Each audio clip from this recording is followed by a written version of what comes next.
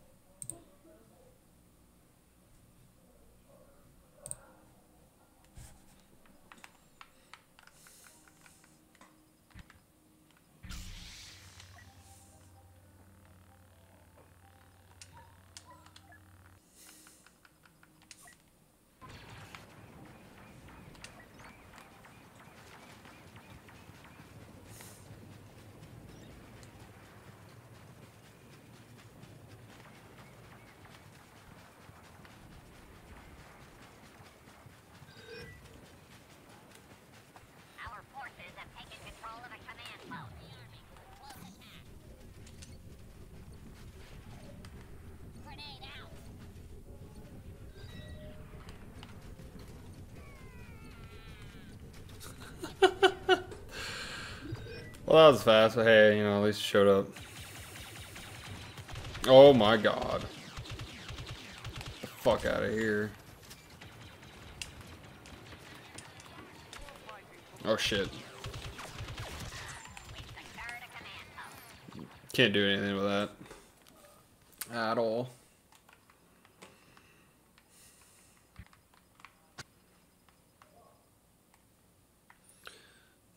Man, I really love this tank. Color of it is just really nice.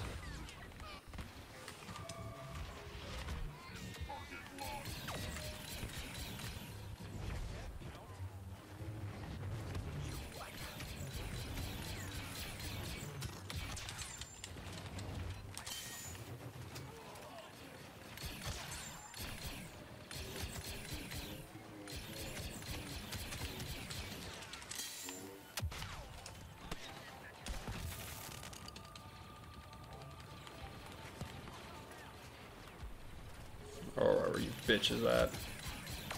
Bitch?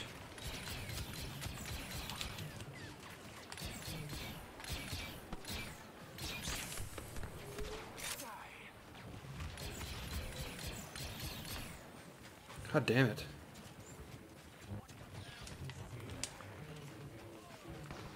Shit. Oh shit.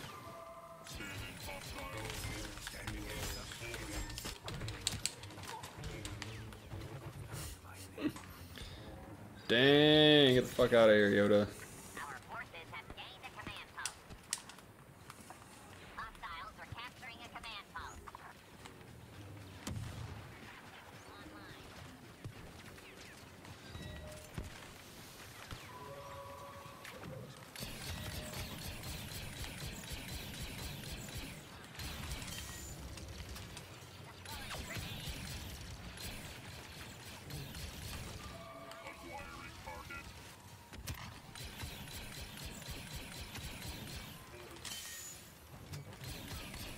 Screw you. Bastard.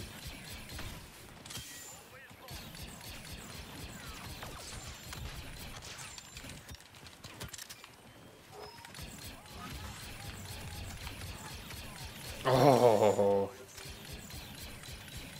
God damn, I cannot aim this gun for shit.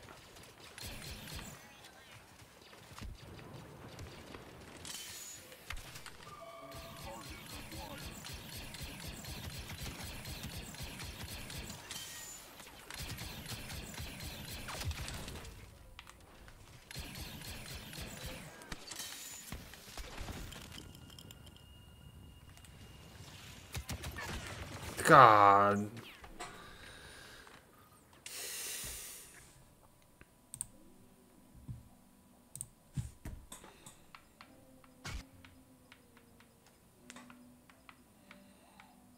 Please remember, this was your own fault. Oh shit. Here we go, boys. I find your ineptitude less amusing as time goes by.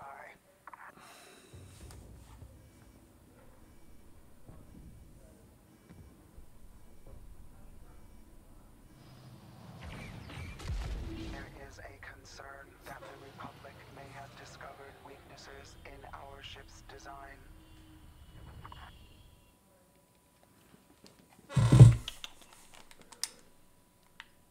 Oh, what the hell? Oh my gosh. Oh. Apparently that guy must have sucked. Dang, I love these color schemes.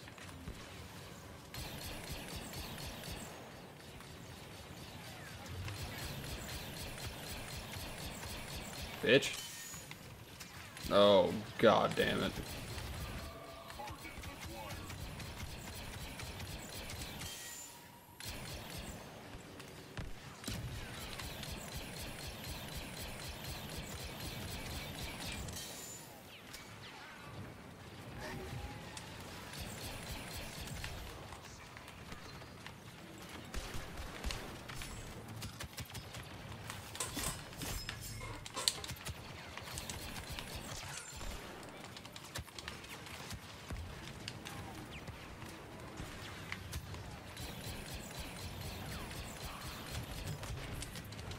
Jeez, run.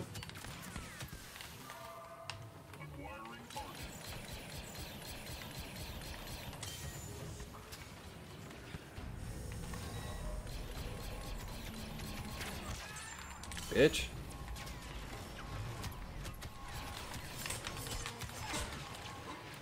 Man, I wish the sword had more strikes to it.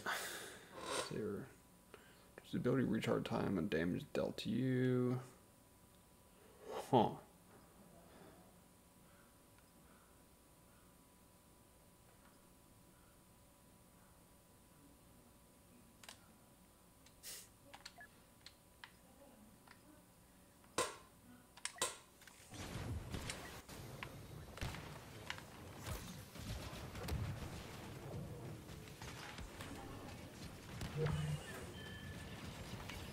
Enemy forces are taking out the target.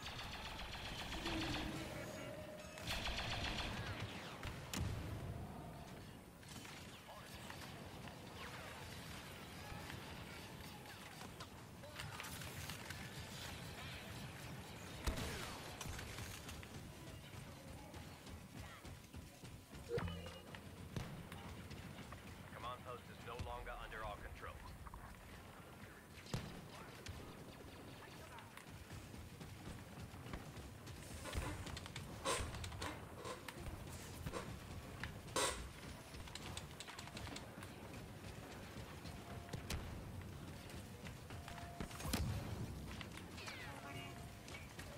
Jeez.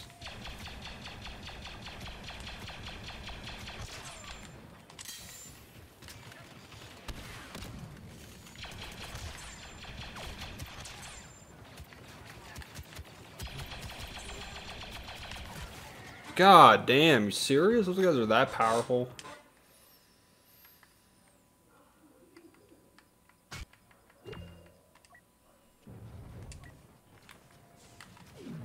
Rearming for close attack.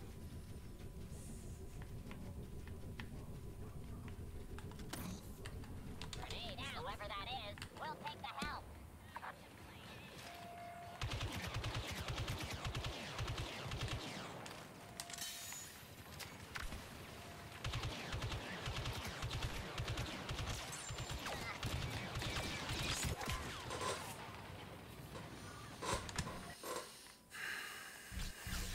Come on, max number of play and do something, people. Jeez.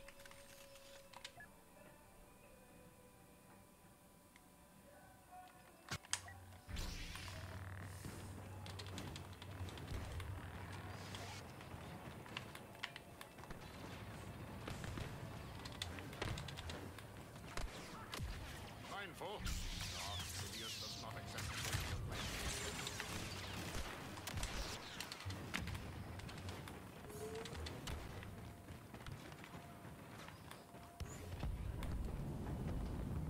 Enemy forces have destroyed the target.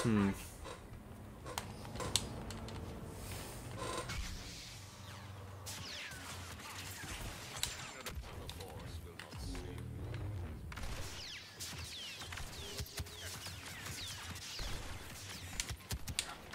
Good lord.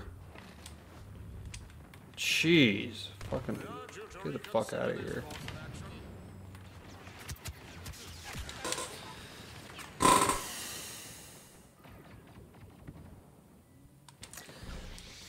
Freaking bullshit right there.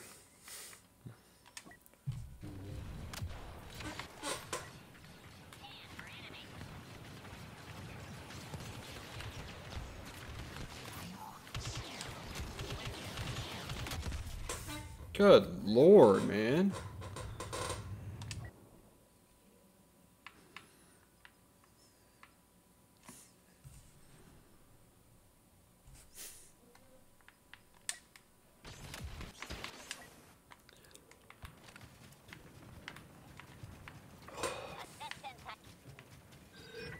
Hopefully, that's the last of the surprises.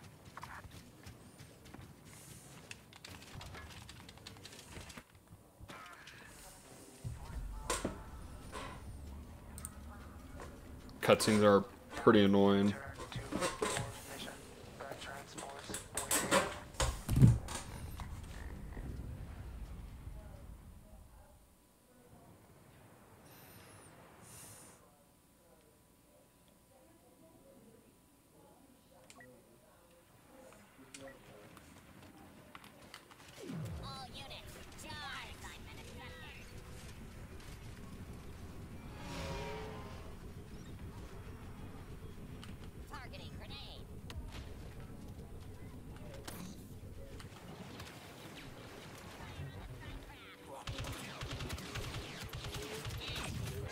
God damn it, dude.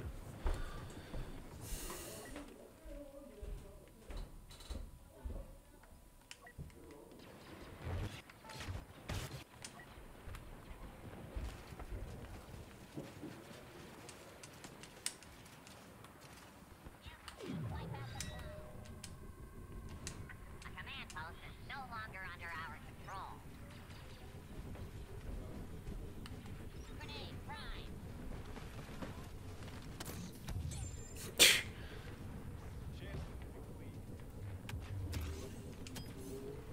Come here, motherfucker.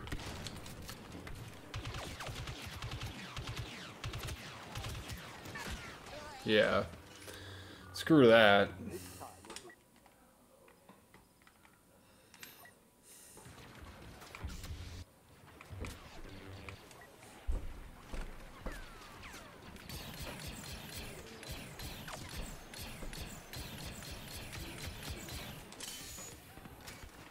The Republic is capturing a command post.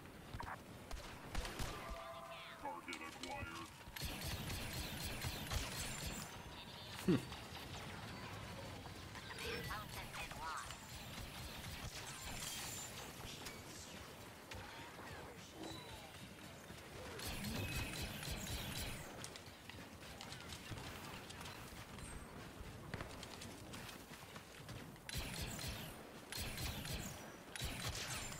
Calculate on. The Republic is taking control of a command post.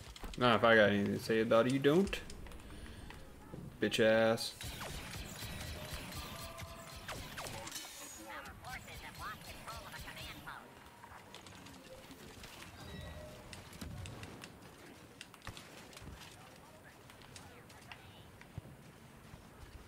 Republic assault. Fire. Come here, come on. Jump! You bastard.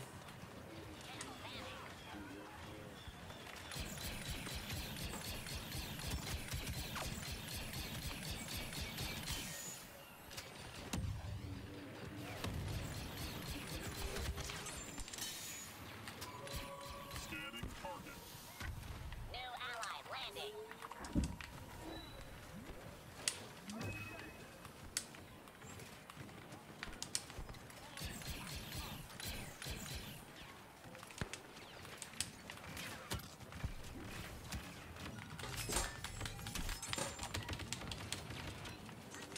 Oh shit.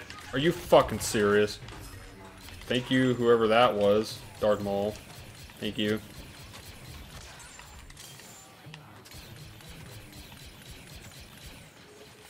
Ooh, man. I was getting sketchy there. Enemy forces are securing a command post.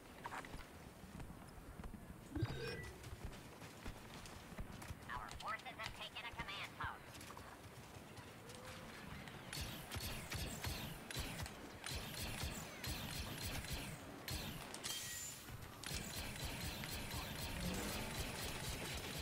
The guy's in so stupid. What was he trying to do? Scanning hostile. An ally has joined the battle.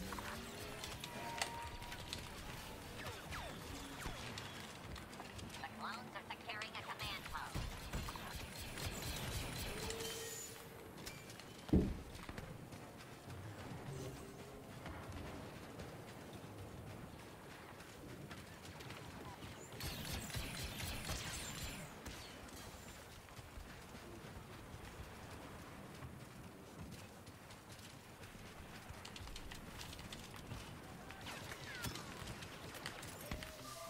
Scanning target.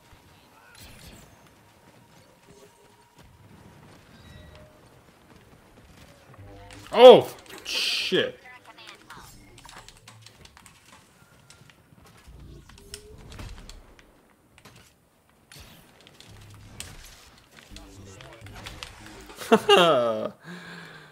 Getting him a run for his money, though.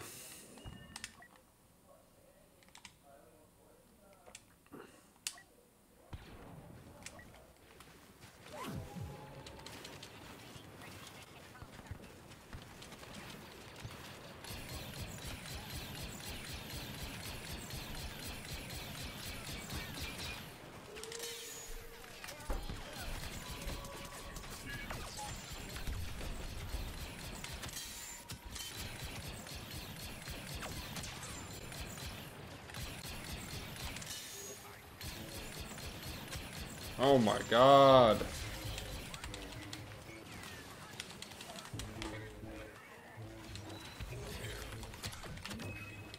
Ooh. Yeah, that was a...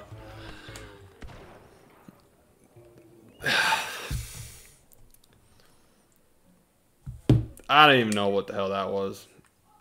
How did he miss? That's what I want to know. These things right here. I love... Man, I love these colors, these tanks. Like so good with this blue.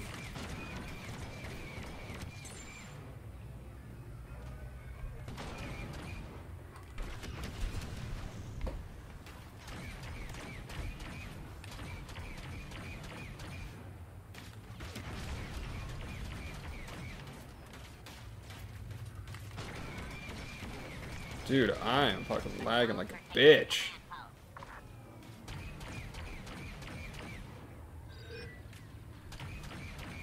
Our forces have secured a command post.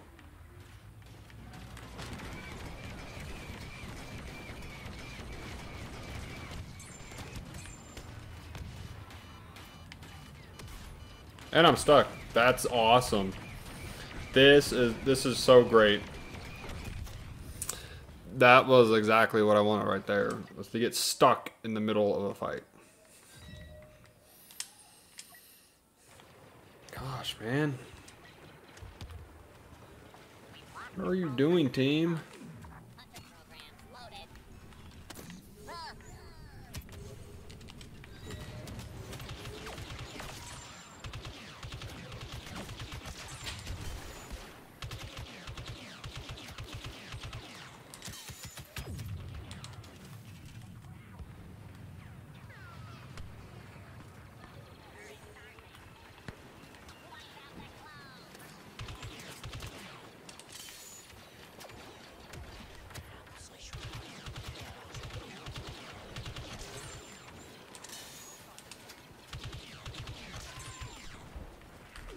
Rearming for close attack. The clones are boarding the transport. Grenade. Oh, here we go. Get somebody.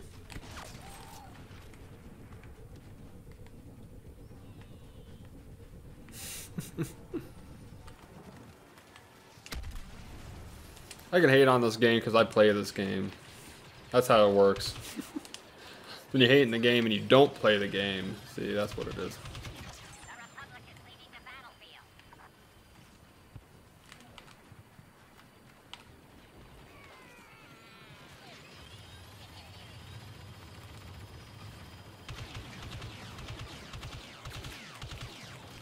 Please remember, this was your own fault.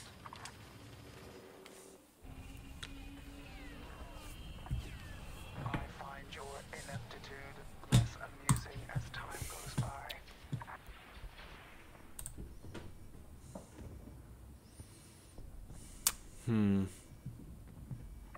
There is a See concern here. that the Republic That's may fine. have discovered weaknesses in our ship's design. Oh, no shit. That's what... Look, they were doing the whole damn time.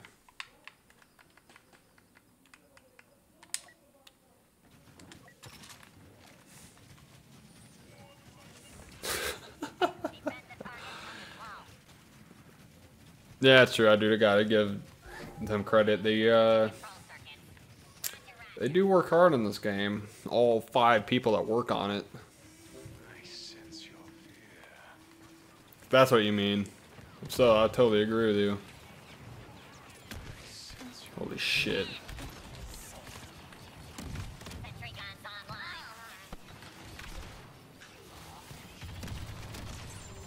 Sentry mode activated. Screw off, bitch.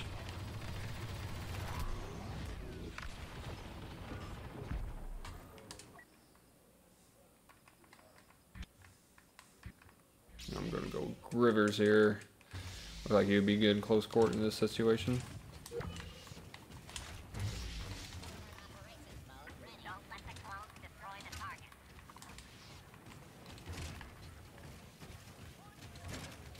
God, there's 100 of these guys? Holy shit.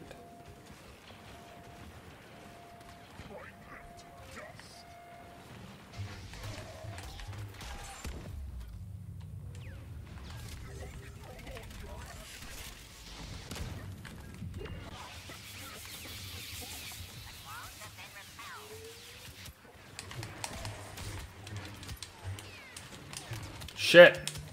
I fucked that up.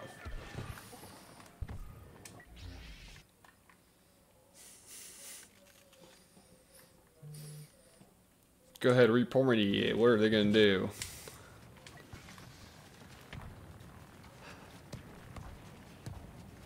Like, oh man, he's hating on us? Dude, the entire freaking world hates on EA.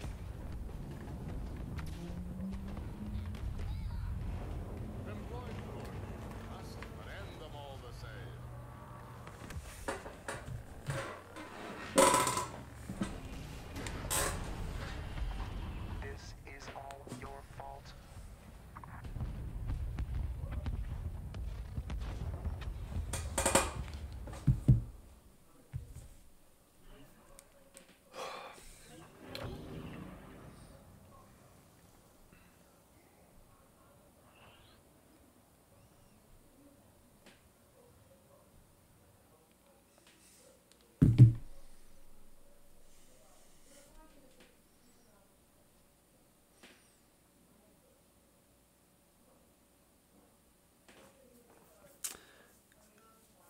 I don't know what it is. It's either my internet or it might be my picture settings on my monitor, but something is bugging the hell out. I don't know what the hell it is, but something is for sure.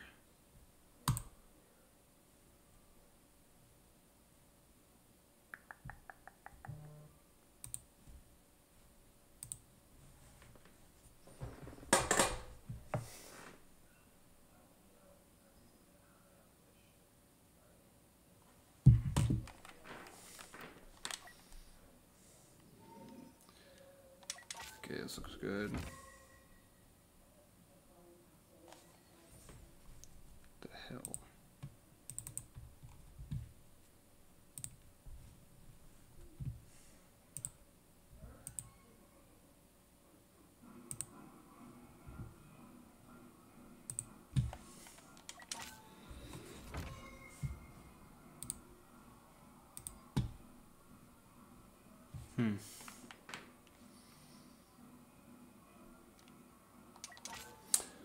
I guess we'll do this one too. Screw it.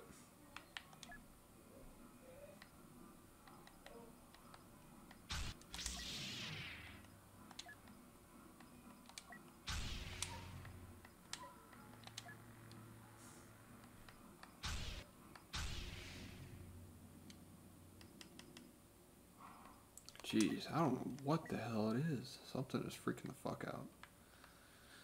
Let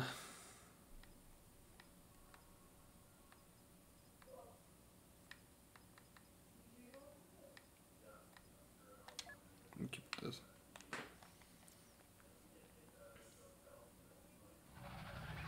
Our Scepter's friends are making themselves all cozy on Geonosis again. We identified some weak points on that Separatist cruiser.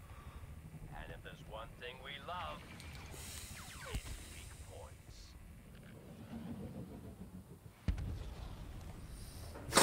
You know the drill. The one thing we love is weak points. Yeah, man. Me too. Weak points are the shit. Commander tactics, going in.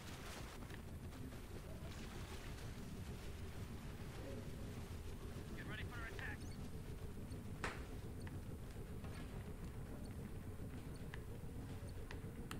Grenade deployed. We've taken a command. Dude, they definitely got to nerf this point system for capturing these objectives. It is way more than it should be. I get you want people to play the objective, but I mean, that's overkill.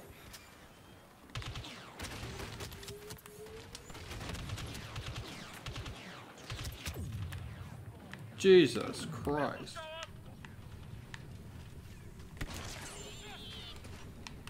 Grenade, make way.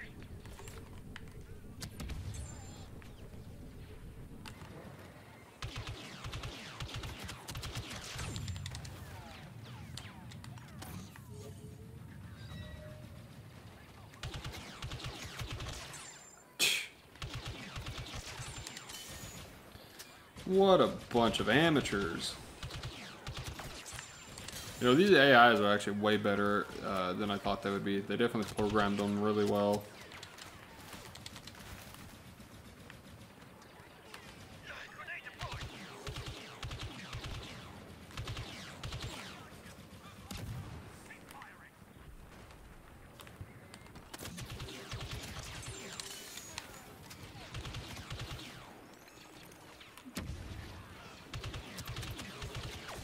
Die. Oh, you bastard.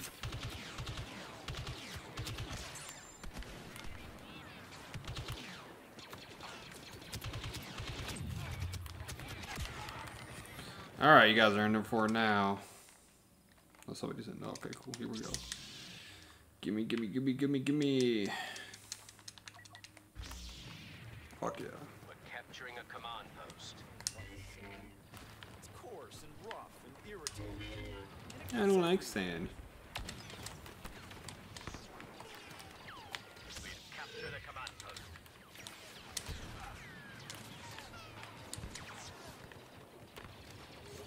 What's the big rush? Okay, forgot it was left bumper.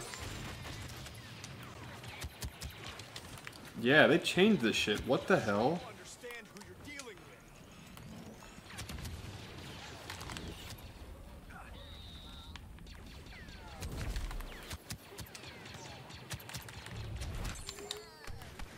Oh my god.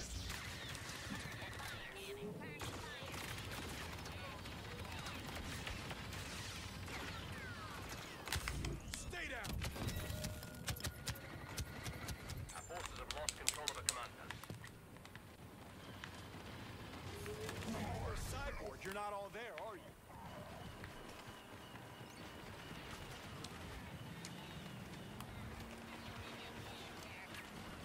I fought. Surprise, bitch.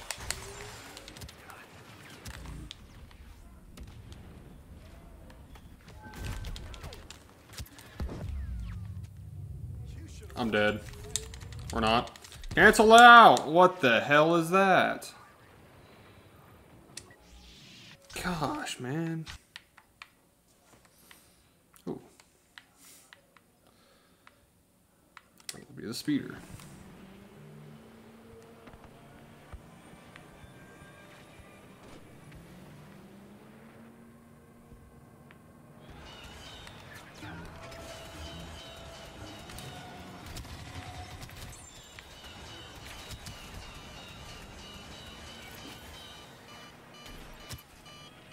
Unknown enemy leader on site.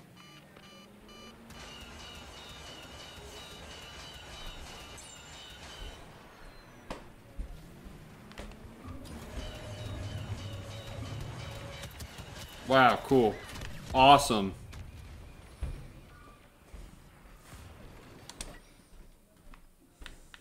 Well, I'm not colorblind. I just like the way it looks better.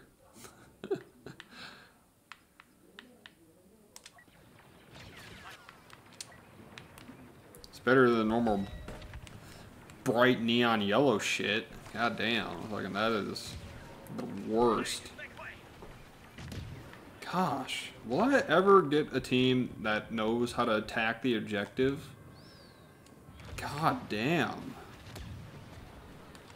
They expect me to carry the whole damn team. Coming straight for you, or not.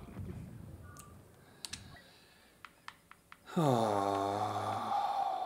my god.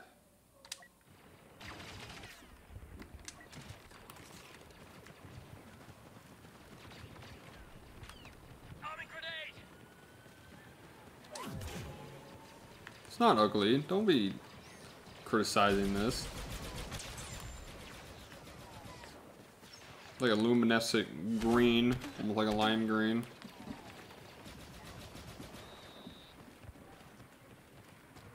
Can you go in here? I wonder if you can go in here. No, answers that question. You cannot go in that thing. Ooh. Hell yes.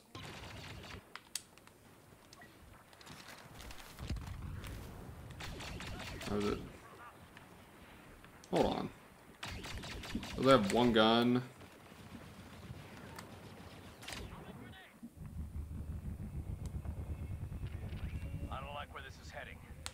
find you a transport ship. You don't need to be a Jedi to know what those droids are up to. When are we going in for work tomorrow? I don't gotta work tomorrow. So, no time. We can't let a bunch of Not going in at all. destroy our ship, can we? I gotta respawn again. Enemy leader attacking! Oh, there we go. I don't know who I was before. That was weird. You guys, yeah. What was I before?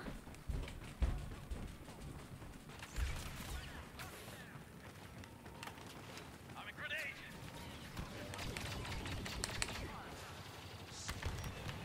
Laker scan.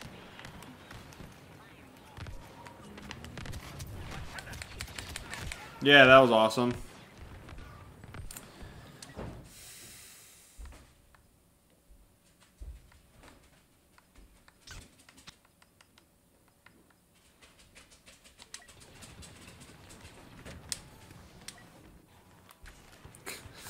I haven't made anybody mods yet. Makes you think I'm just gonna make you mod. Right now I am the sole decision maker. So you know I do everything right now until I feel like I'm gonna need some help. Is the door not gonna open?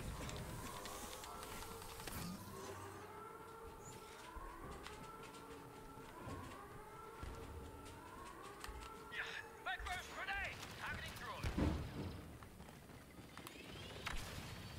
Close-range assault. They're undisciplined. Use it against them.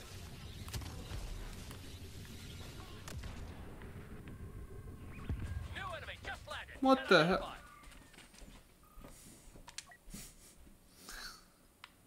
That's exactly why I'm not making you mod. All 3 viewers. You want to reconsider your actions. Droid scan. There is no death. Get to Alpha. Neutralize that bomb. Shit, man, I might have to go get a drink here. Holy shit. You know, pick me up.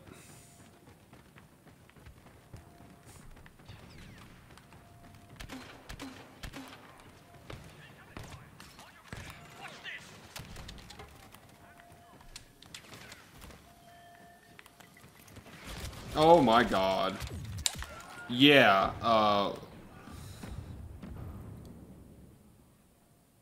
that was, yeah. I don't even know what that was.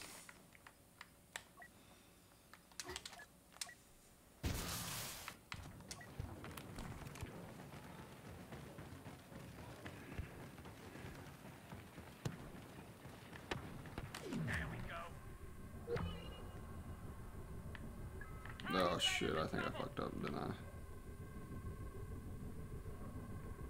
Get in there! Are you serious? Are you serious right now? Massive update and they did not fix that one stupid goddamn thing.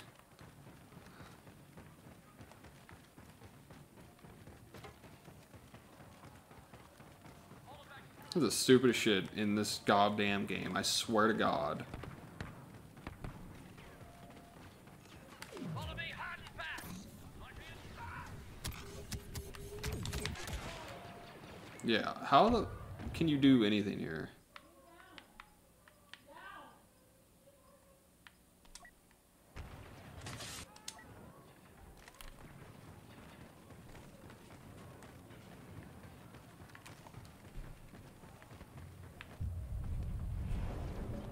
Droids have disabled the target. Wait for a grenade!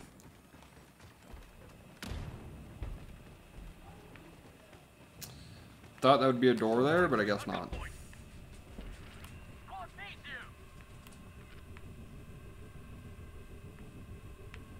you! Oh, God. Don't understand this map.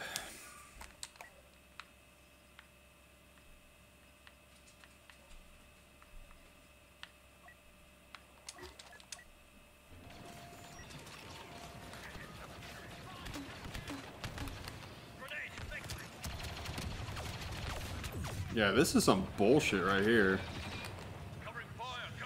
Like a boss? Yeah, you can't do jack shit. The master at point defending. I mean, it's like God.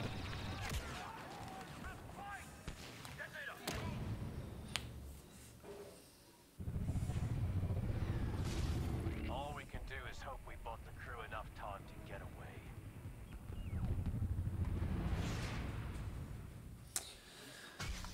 Can you tell me a Star Wars lore story? Ooh. That's a good question. What lore story do you want to tell? I'll tell it to you the best of my knowledge. You can pick anybody or possibly an era, maybe. Maybe I can come up with one. But yeah, pick someone. Maybe you want to pick an event, you know. I could explain those pretty well. It's a good question. I like that question. Star Wars lore story. I'll do that. Hell yeah.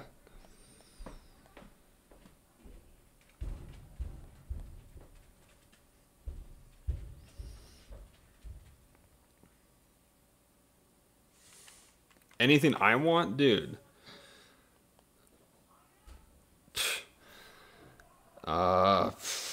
Hell, I don't know. I don't know what I haven't told, really.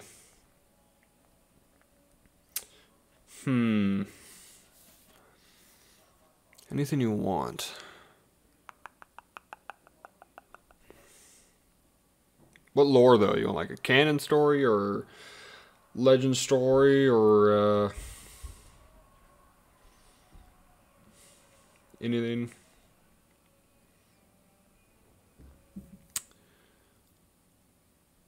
Tell me virginity story. I still have it.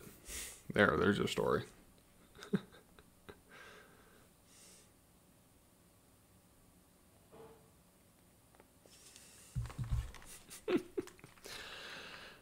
Oh shit. Lore story. Here we go. You know the story of a Junta Pole? Let me know if you know that story and I'll let you know. Tell you that story.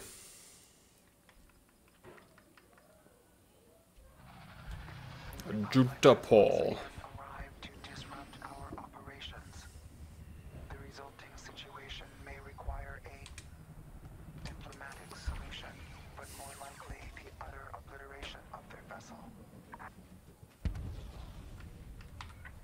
Capture the command post quickly and without needless failure.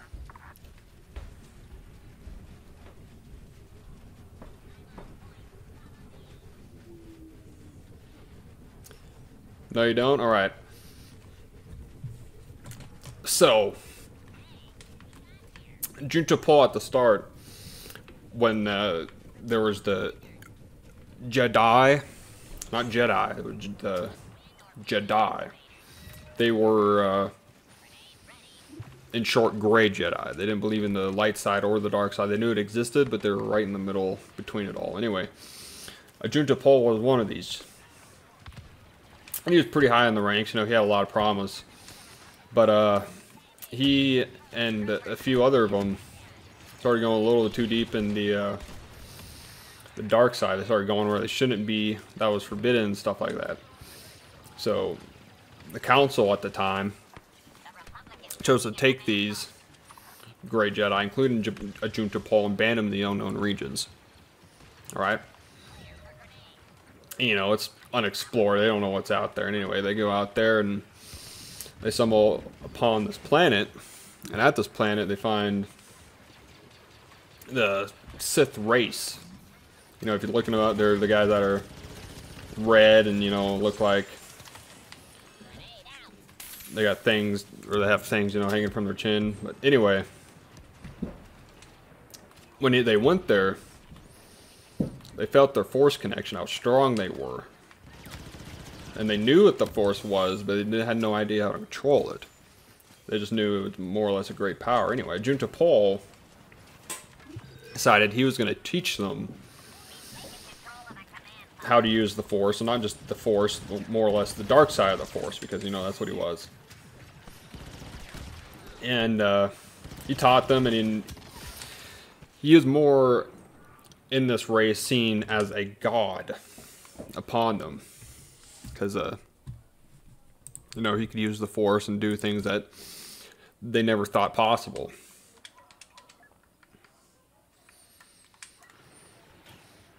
So he rose up and became their leader. Thus, that created, you know, he was the first ruler of the Sith, Junta Paul, the first Sith emperor in history. And he passed his knowledge and did all that, and ultimately, you know, the story, it's pretty simple. You know, the Sith, yeah, that was cool. The Sith comes into the galaxy and, you know, pretty much start wreaking havoc on everything, you know, killing themselves, trying to pass their knowledge and shit like that. But anyway, he ends up dying. They do all of that. You fast forward about 1,000 years or so, and yeah, the prodigal knight Revan, he falls, going to the same place that Ajunta Pall was, the homeworld of the Sith, the place that Ajunta Pall first taught them. And he gets the mind wipe, comes back, but you know, I digress a little bit. Anyway, he ends up on Korriban. Ends up going to the tomb of Ajunta Pall. And, of course, he's dead. But he meets with the spirit of Ajunta Pall because he learned that you couldn't live forever, but you could more or less encase your spirit in something. So Ajunta Pall encased his spirit in that tomb. And he was there for thousands of years just waiting, you know, for anybody to ask questions, and he did. And Revan meets him and they get to talking, and he finds out that the biggest regret that Ajunta Pall ever had was teaching the Sith. Because the fact that he taught them how to use the power and to rule them, he also made the Sith's biggest weakness, and that was the fact that they killed each other constantly. You know, war against each other, get more power, or you're trying to be better than the next person. So in short, in Legends anyway, Ajunta Pall is the reason there's any Sith at all.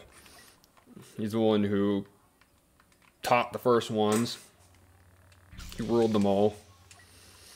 And really, if he never taught them what he did, it would be good, you know. And this coming from the first Sith Lord who regretted doing what he did. Teach them.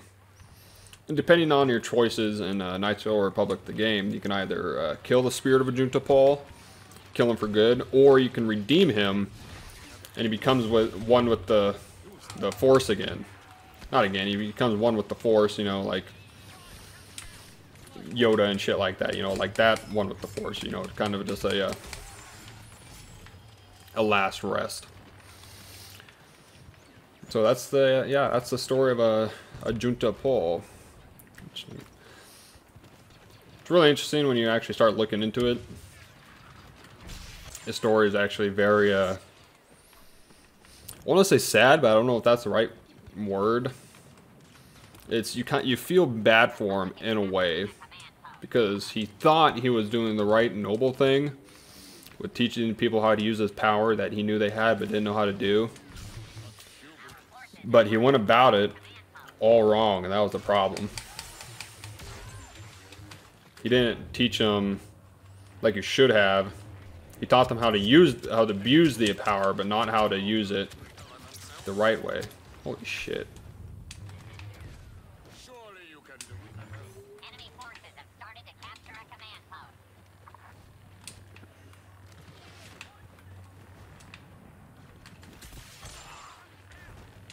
We lost control of the command post.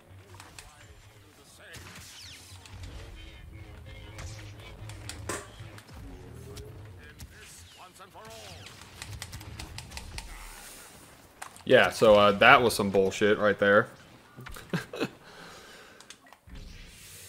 And like 2 heroes and 4 ARC troopers and whatever else shooting at you. Alrighty, let's increase the duration.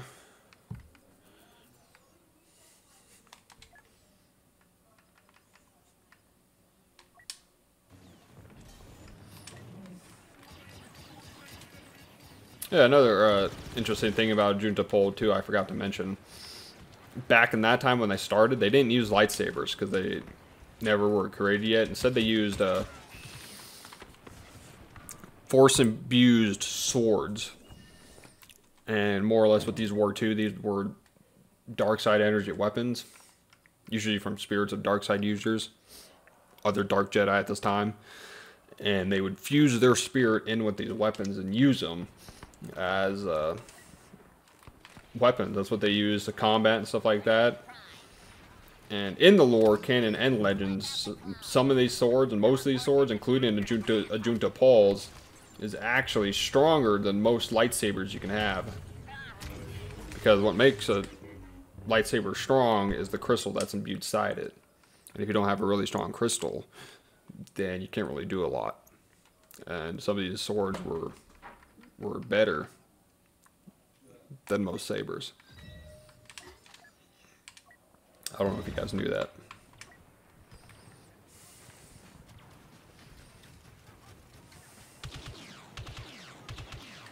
Grenade armed. All units, charge.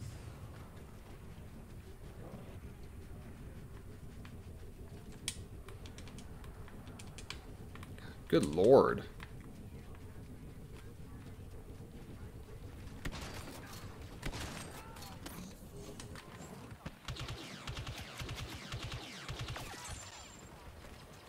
The Republic is leaving the battlefield.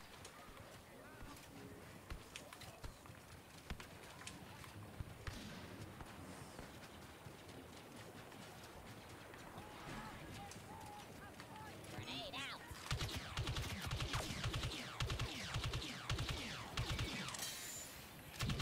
I'm on point. Follow. Oh ho ho ho. I almost got that bitch.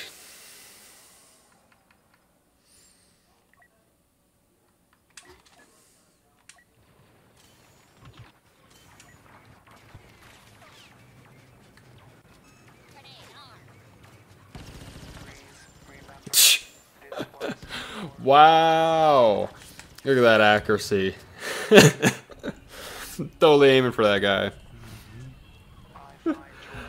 Holy shit. As time goes by. Are you colorblind or gay? I could be both, you never know. It's really bothering you guys that much, I can change it. Video. Let's see, which one is it? Default. Personally, I really like this one. But yeah, I'll put it back to original.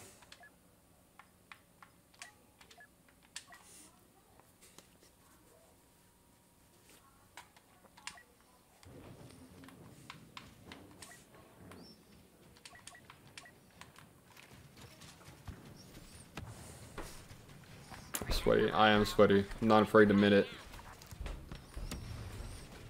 Rearming for close attack.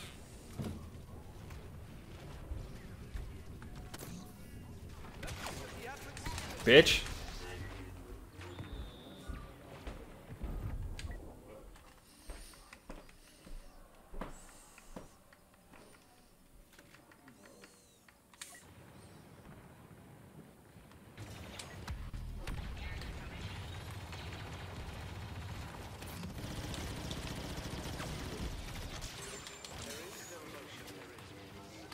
Hunter program.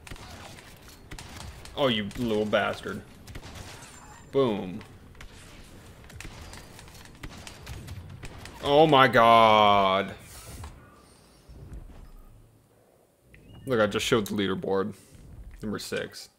Dude, it's only my 3rd match. I mean, jeez. So I get used to it. I have a new monitor, so, you know.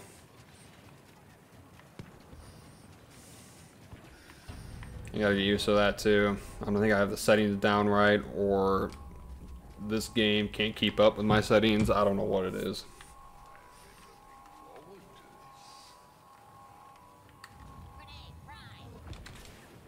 Grenade prime. This treachery will be repaid tenfold.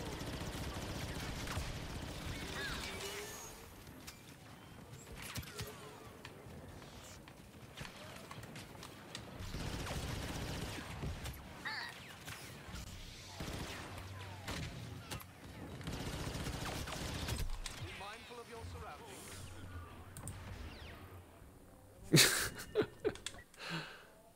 Look at that, I'm number 2 right now. Probably number 5 total. There we go. Defend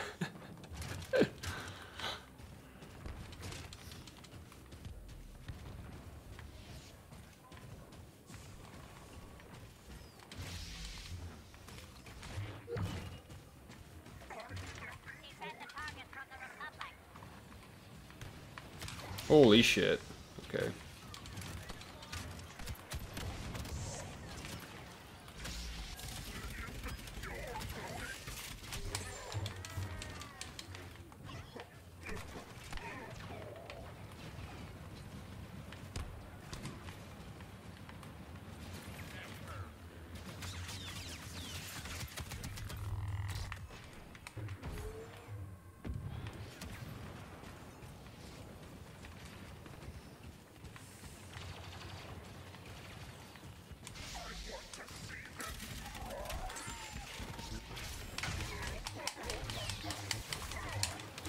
Jeez, get the fuck out of here.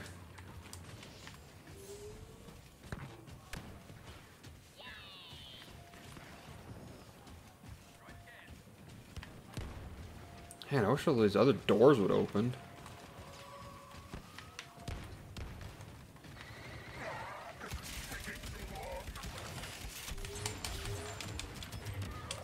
Jude! Oh my gosh.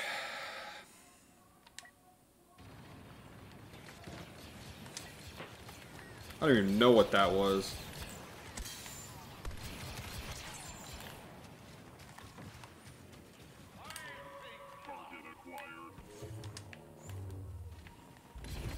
Take a load off.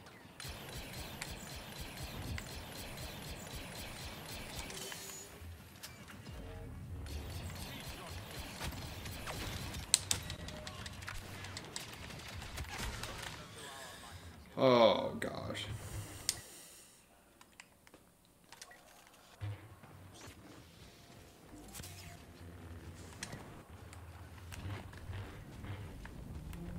Enemy forces have destroyed the target.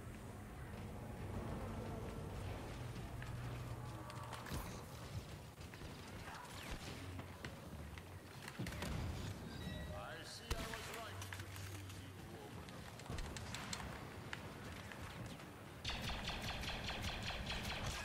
Fuck out of here.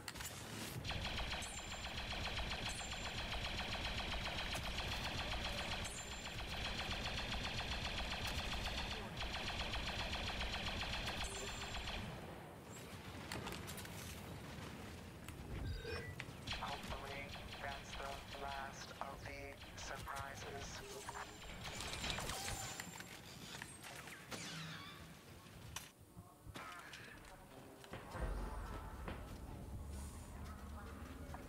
Excellent.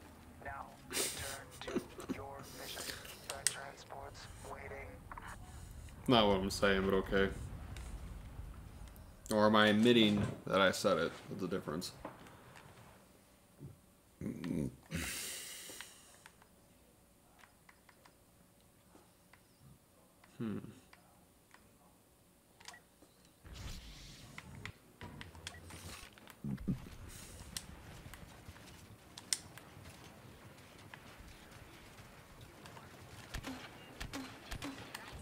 Sentry mode activated.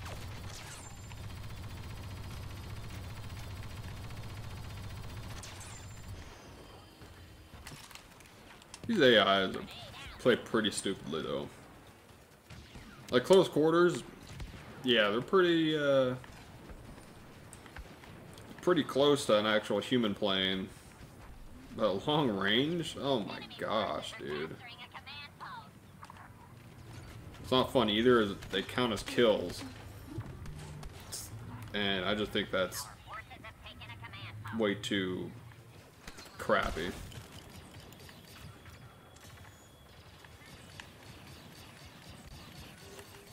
Grenade prime. Sentry gun online.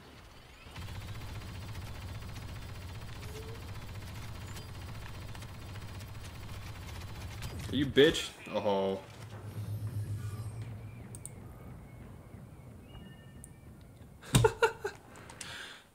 Am I mad he has more subs than me? Dude, I mean, considering I only did this for a month at one time, and then I haven't been on since yesterday. Yesterday was the first time I've actually done a YouTube video and like, or done anything with YouTube in like, oh shit, 4 or 5 months. I just had to do shit, you know, I had to get a computer and get all my stuff ready. I mean, he's done it a lot longer, and yeah, I mean, he's earned it.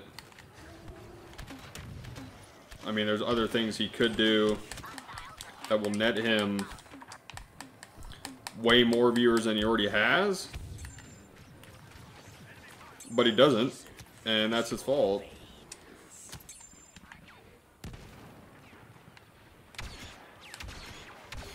He gets into his head that he's been doing it for so long. He understands how everything works, but that's just not true.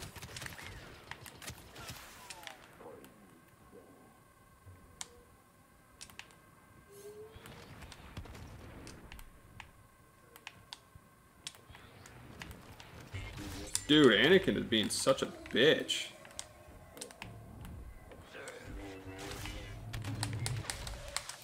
Get the fuck away from me. God damn. You guys can say I'm salty all you want, but that is the shit I hate most in this game. When you got a hero and he just follows you around the whole damn time until he kills you. It doesn't matter who you are, he just has his eyes on you. Is it really worth chasing someone around for 4 goddamn minutes for 1 kill? I don't think so.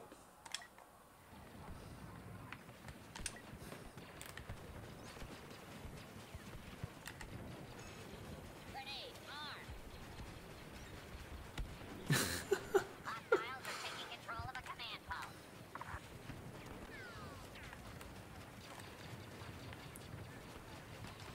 Salty. Our forces have lost the command post. Nothing to be salty about, you know. People can do work and they can get big. Why don't you just get good, dude? Trying to get good. Look at that. See that? Look.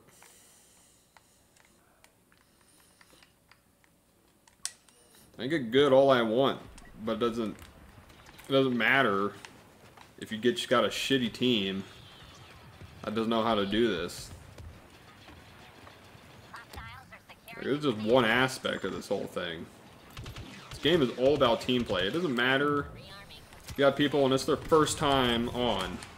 If you got a team that actually knows how to play this game, then yeah, you can win anything.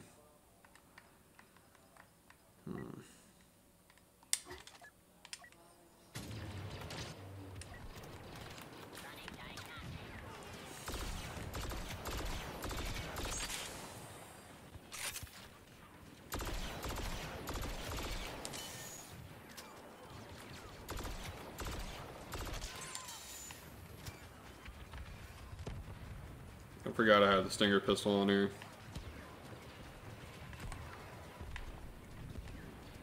That is a major complication.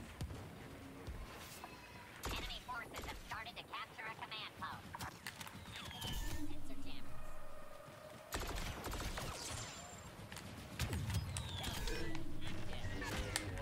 will make short work of you.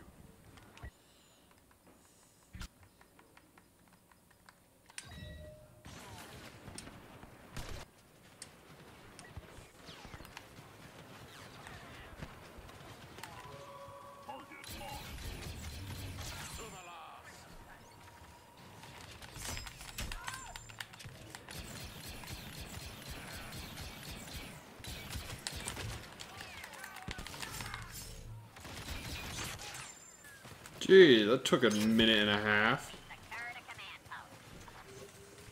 The clones are taking Are you all bald? No. There's been times I thought about just shaving all my hair off because, you know, I wasn't really sure why. I just thought, you know, hey, that'd be something to do. You never know. Keep my head a lot cooler. Shit like that. Yeah, they need to make this smoke, like, better.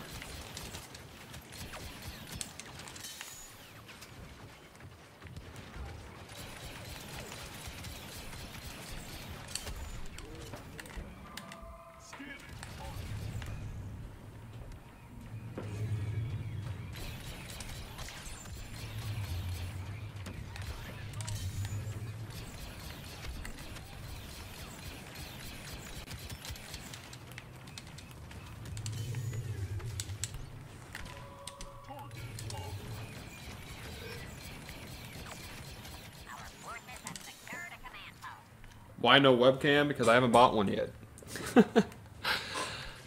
That's why no webcam. And plus I like this to be more about the game itself and not about me, for the most part. Because ultimately I'm going to have this channel be like a sister channel to another thing I got working on, but there's still a few missing pieces that I got to do, that I gotta figure out. So that's why there's no webcam.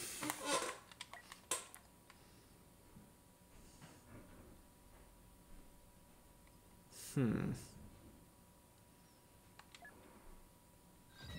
I honestly think these star cards suck so much. Like, why do we only get 5? And these guys, oh, I guess they all have 5. Forget what I was saying. Forget what I was saying. Nightbot? I don't have a Nightbot. Maybe when I start getting to like 10, 20 people per stream, maybe. New enemy on the battlefield. Right now, when there's 3, 5 people, and you know, it's from, you know, Discord servers. Don't really got any need for that. Clones are leaving the battlefield. So they all say till they start donations coming in. I'll say it the whole time, dude, because I'll have another channel, and we will show our faces and stuff like that. It's gonna be more like a podcast style. So, you know, just be a couple guys sitting around a table or on a couch. Be a big long black couch, you know what I mean. Anyway, it'll just be that, and we'll just do stuff. Talk about things. Who fucking knows? Review shit.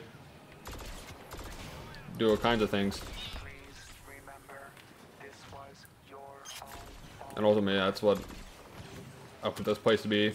Just my life streaming, game time, you know, kind of share. Find your ineptitude less amusing. One of my joys with a lot of people, and as I was saying yesterday, you know, take a lot of these games that not a lot of people have heard of or remember, or they heard about and never played it, and play them on here, you know, and do like In our ship, some of these older Star Wars games. One day I'd like to do. One day I'd like to be a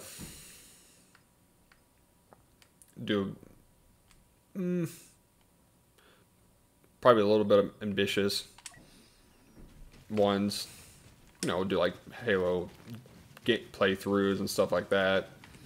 Maybe do like the Elder Scrolls, stuff like that. do like Zelda or something like that. You know, if we really wanted to. Just things like that I want to do, because those are the games, you know, I grew up playing and loved, you know, and I want to share the joy I had, you know, and why they were so good with everybody else.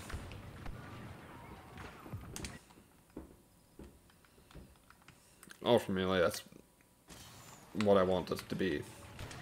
I know it takes time to get there. You know, I'm working on it. Plan on doing it more, you know, when I get home and stuff, you know, stream or make videos and stuff. Okay. They seriously need to amp the damage of that sword. That should maybe be a 2-shot kill. Did not grow up with World War II. Talking to my brother, though, it's like almost like he lived through World War II. He knows a lot of shit about World War II. He knows the battles, the weapons, all the different machines they were using, and stuff like that. He's really into it. Like, I'm into history. And, you know, but he's into, like, one specific part of history.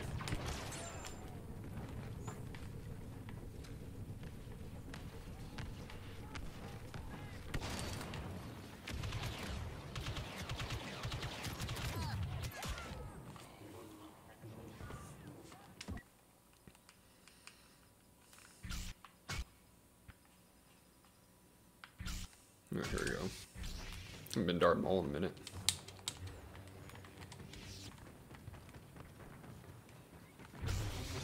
You, I claim.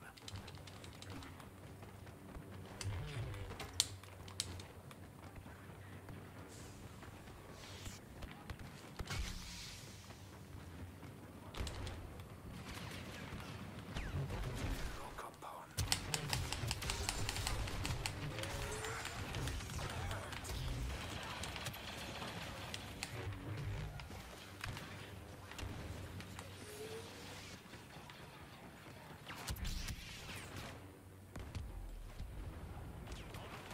Yeah, it's amazing. 2 ARC troopers here.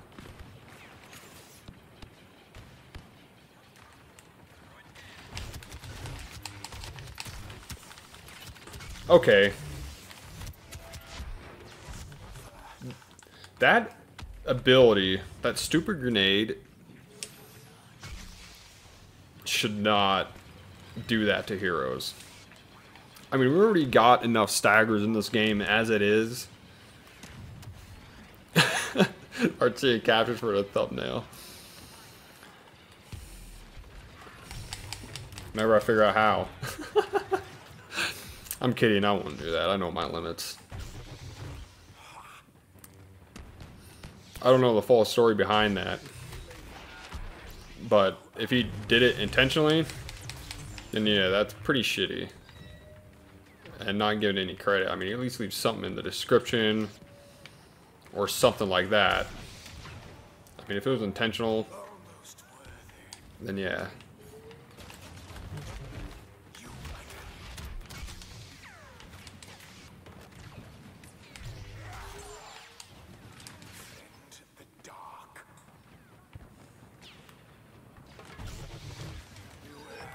Hopefully, that's the last of the surprises.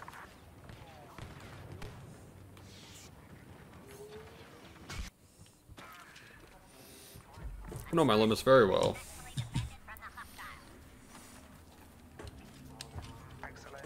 Now, return to your mission. I know my limits, and I know what will get me in trouble, and I know when to shut up, and I know when to be not stupid. Kinda nice and reverse you with like all these points.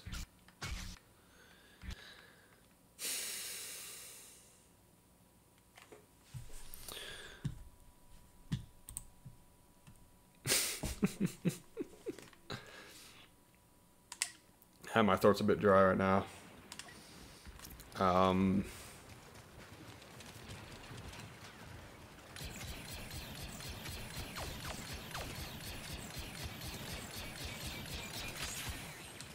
get another drink here. When are you gonna start modding the worst? When I get 50,000 subscribers, that's when I'll start doing that. I'll take the lowlifes on my chat and give them mod status and tell them they can do whatever the fuck they want. Cause that's how it works, right? That's how modding works. Get the people that have no idea what the fuck they're doing, and you give them power over everything. That's the way I've seen it be done. So yeah, if you want to help me get closer to that, y'all can subscribe, get me a little bit closer to that goal. Getting the shitty people in the chat. The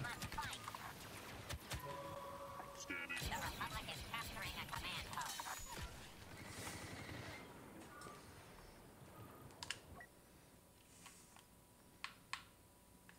It was purged a long time ago. That godforsaken place. Also because it's only people from, you know, servers I know in this chat, you know. I am totally different ever since I left now. I'm not getting pissed off all the time, not worrying about, you know, something happened, you know. For me, I stayed, I don't know, part of me just told me to, and that just, you know, the debating person. So I just wanted to sit there and talk to people and prove them wrong, but ultimately it wasn't gonna fucking happen. So, you know, I just left. That place went to hell a long time ago. And if people don't see it, then, you know, I feel sorry for them. All units, charge.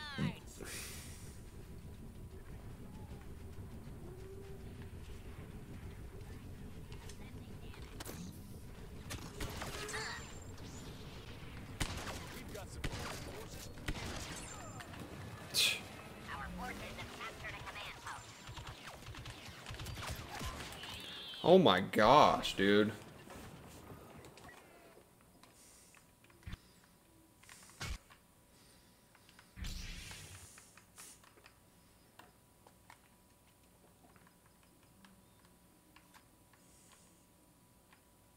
You know what, I'll wait for... Go. Oh shit, no, we still gotta go to the place, don't we?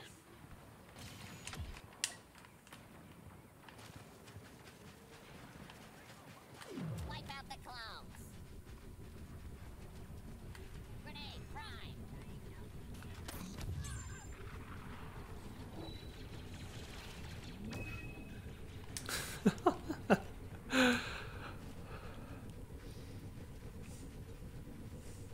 Not transform, I'm always the same, but you know, it's just... I don't gotta deal with a lot of shit.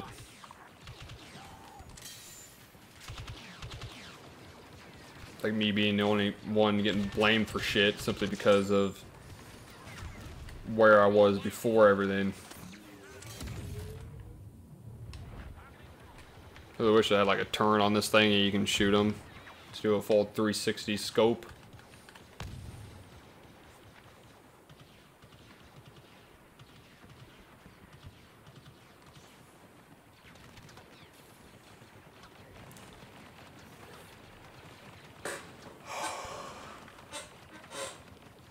Ugh. That would have been the perfect time to go get a drink.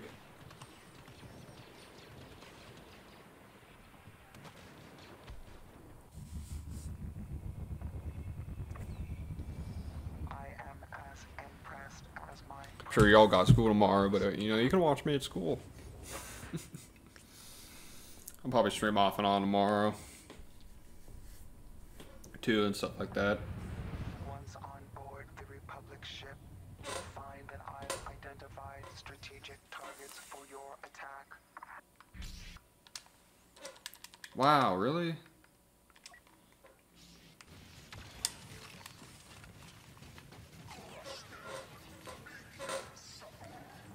Locate and destroy the Republic. I'll probably make a video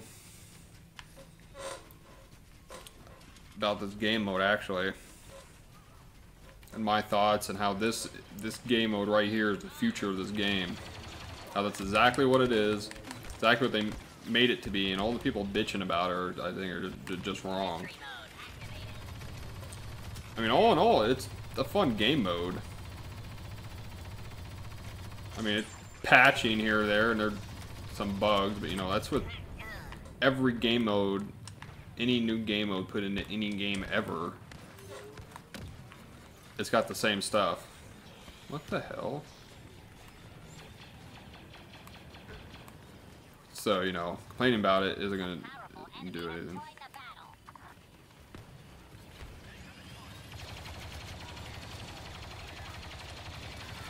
Yeah, the game mode's cool. I said it's very... People are mad because you couldn't fly ships in space and you couldn't attack the ships and, you know, oh man, it's not like the original. Well, you know, the original, on paper, yes, you're like, yeah, man, that would be so cool to see today. But the whole analytics, the whole thing, and be able to program that and do all that shit, and all in all, I think it gets repetitive. Because you think about the first Battlefront. The first Battlefront had the space battle, you know, like the Death Star DLC and Bespin and shit. They had those ways where you know, you would fly the... God damn it. Where you would fly the ships and actually be in space, you know. And it was pretty garbage. People complained a shit ton about the space battles. And of course, you know, their space battles weren't the best. But still, people complained nonetheless. And that's the thing. Yeah, they weren't balanced. Every class was the same. Everything was the same. So that's why it felt good. Because there was no... Nothing was more overpowered. There was no... Anakin Skywalker in that game was not the Anakin Skywalker of this game. Vastly, vastly different.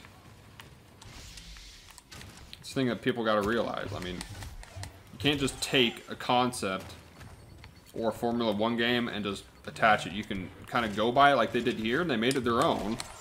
And I like what they did here. Very nice.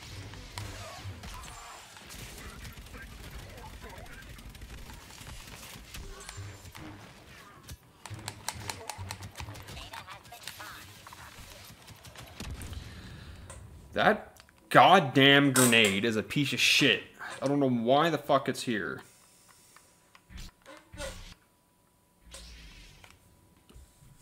These original Battlefront didn't have it. Exactly. They made the game, and that was it. They made it and shipped it out, and they were done. Didn't have any balancing or anything. People liked it because, you know, you could play it by yourself or, you know, on the couch. And it was fun. But you get in a massive server in that game, you're talking about a whole other experience.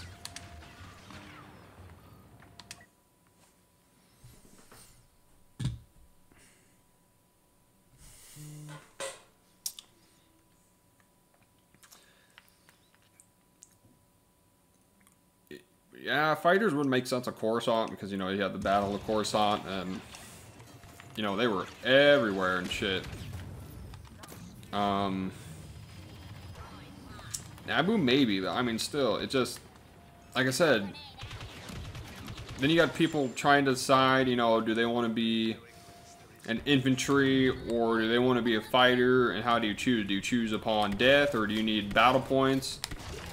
Or does it turn into like Starfighter Assault, where you can pick an infantry guy or a ship at the same time, you know, and stuff like that? What happens if you have 20 people who are ships and 20 people who are infantry? Then what do you do? I mean, that's just imbalanced as shit right there. Because then, you know, how long does it take to destroy the ship from the outside and stuff like that? Why don't you just spam with the ships? That's why it doesn't work. And ultimately, that's what people need to understand. They're not thinking about it at all. They're not thinking about how complicated it is to do this. They're not thinking about all the other things you have to do. No, they're just saying, oh, we don't have it. It's not like the original game. Well, because it's... You know, difficult that is, and for how many people are working on this game, it's not gonna happen. Hunter program loaded. They weren't even gonna add this game mode in this game at all. But people wanted it so bad they added it because they more or less they had no other recourse. This is the only reason this game mode is in here. And should they added it sooner, and should this have been the game mode to start this game? Absolutely. And I'm sure they'll see that now. But you know, there's nothing you can do about it.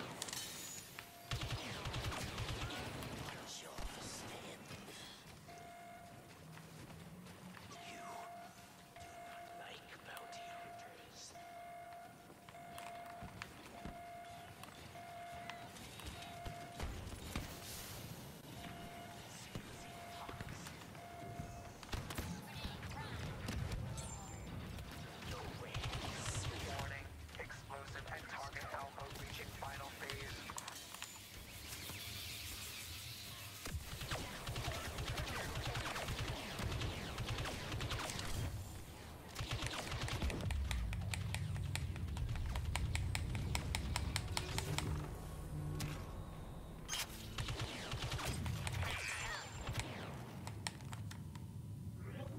$104.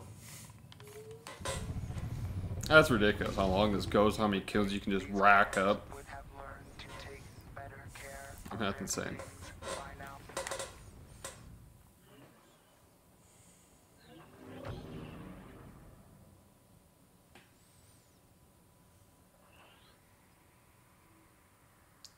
Yeah, see, I agree. That was another problem. The progression system.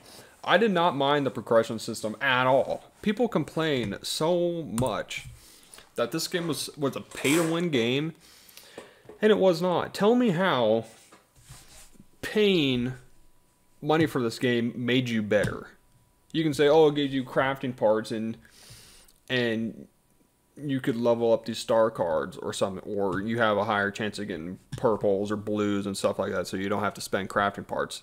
I have watched countless videos of people open packs or these loot boxes. Never once have I seen anyone pull a purple star card. Maybe I saw 3 openings out of, I don't know, 500 that were actually blue. It was not. People just complained so badly because of the hero prices, which they fixed in like 2 weeks. And that should have been the end of it.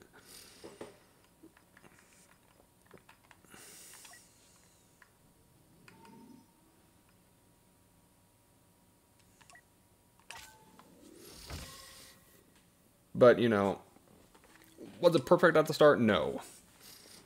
But people definitely would have got used to it, and I think ultimately it would have been fine.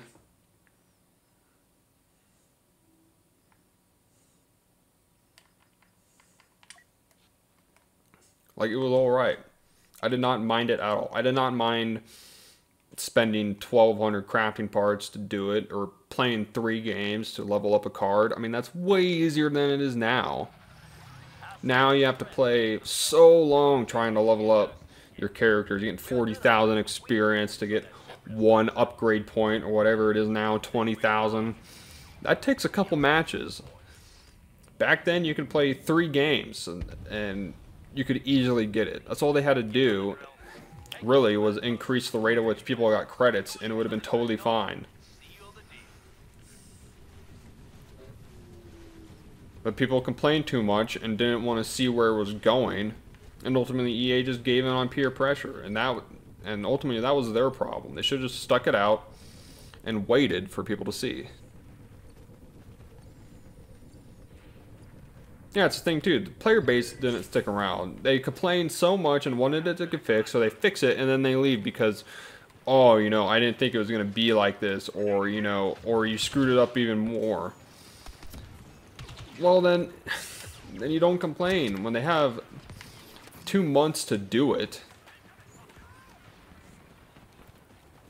Yeah, it's not going to come out perfect. But people don't see that, no. It's always, I want it now, instead of, hey, let's see where this is going, maybe. And maybe this could actually be... And maybe this could be actually be really cool, just like this game mode. This game mode is the future of this game. I'm telling you. I'm telling you, this is going to be the future of this game. It's going to change how the game is played. It's going to change how people play, and everything. Galactic Assault is going to be number 2, but this game is going to be the first. I think Supremacy had brought, not Supremacy per se. They call it capital Supremacy. I think they could have found a better damn name. They should have called it like capital, or like capital ship takeover, or takedown, or just call it Conquest, because that's what I call it, Conquest, because that's exactly what it is. You're capturing the objectives, and then you go to destroy the objective. It's a mix between both game modes in original Battlefront 2. It's a mix between Conquest and space battles. Exactly the same thing, except you can't fly out of the ships. And yeah, I do think it brought new life to people, or to this game. Like this map and the way it is, it's way harder to play as heroes in this game, because you got guys 360 degrees around you spawning. You don't know where they are. You can't just go rush the objective and know where people are going to be like it is in Galactic Assault. In Galactic Assault, you know the spawn points. They only got 2 of them. You just go from one to another, racking up kills and stuff like that. This one, no, you don't. You don't know if they're going to spawn at point A, E, D, B, maybe all of them at the same time, and then surround you, and you're screwed. Even as Anakin. I've seen Anakin die so fast in this, because they just get surrounded, and they have nowhere to go. I've had it happen to me a few times too. I mean, it's just, that's how it is.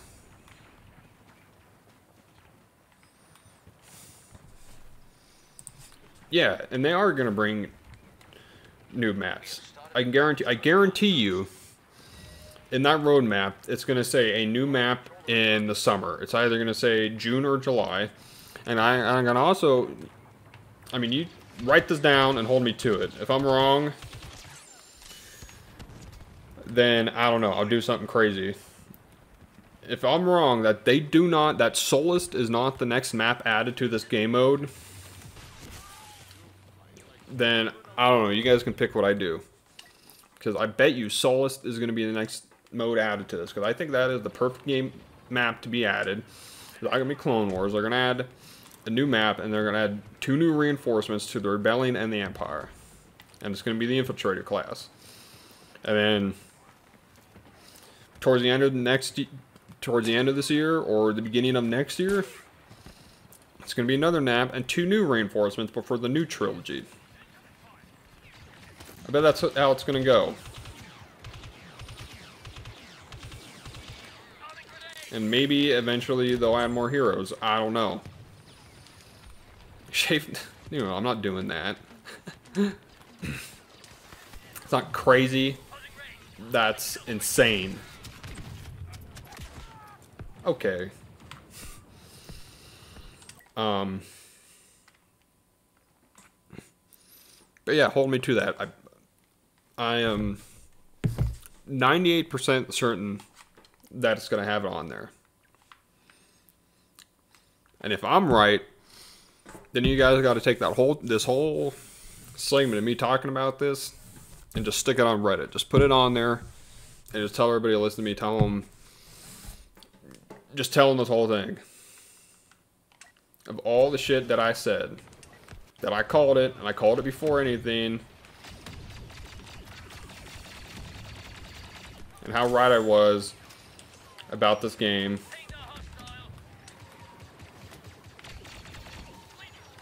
That's the deal.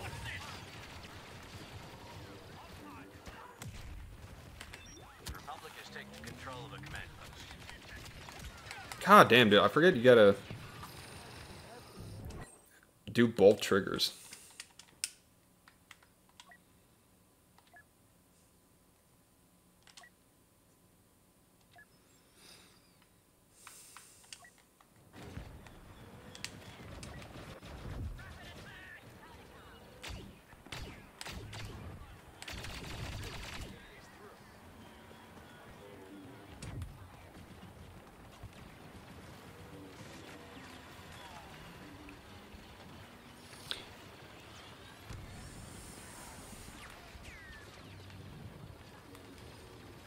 No, I don't think the next one's gonna be another Clone Wars map. People are already kind of fed up that it's been Clone Wars so many times.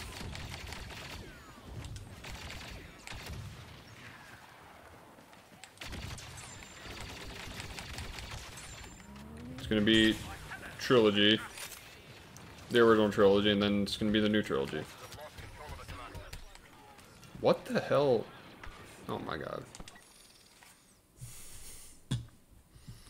HER camera. I guess it's either current map or current.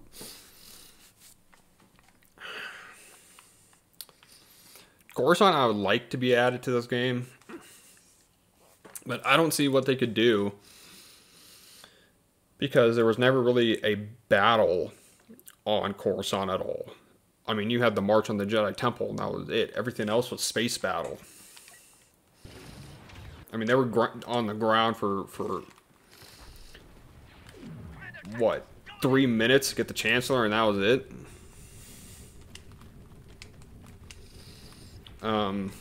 If they do anything Coruscant, they'll probably add Space Coruscant.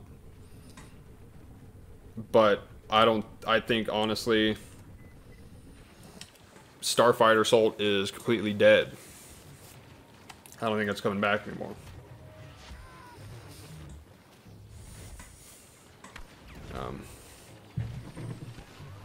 Anyway, I'll be right back, guys. I gotta go. I'm gonna go get another drink. I will be back.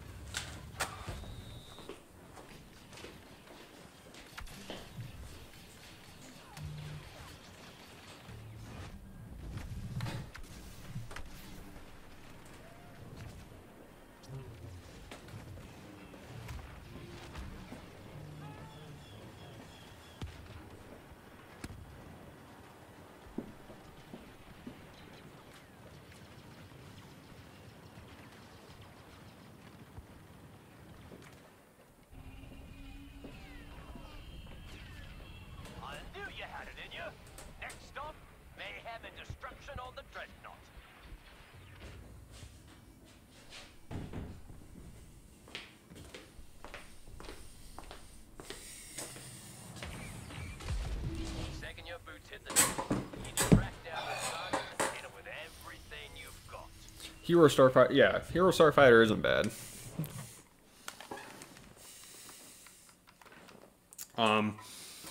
It's really imbalanced though. I don't know if you've noticed the amount of light side ships compared to dark side ships is absolutely more Ewok hunt maps. Yeah, that's content right there. That's what the people want, more Ewok hunt. They could expand on that and just have hunt mode like the original Battlefront 2 and have, I don't know, Jawa hunt, and they could do, hell, I don't know, if they wanted to go bold, they could have a Tusken one. But I think the Jawas, that would be hilarious too. Utapau, yeah. Scarif, yeah, that's another one. It will either be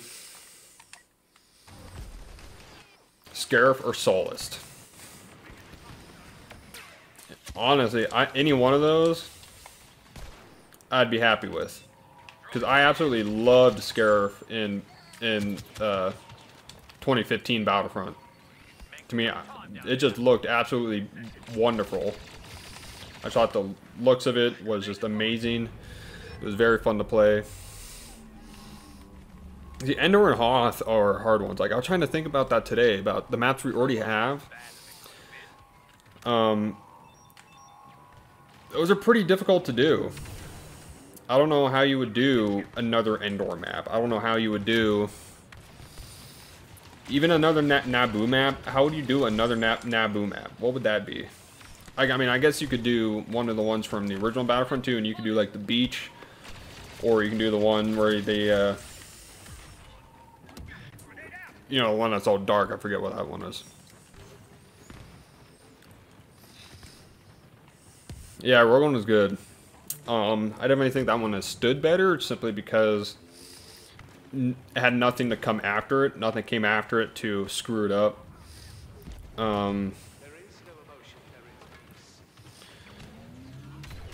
Before 8, for me, it was definitely Episode 7.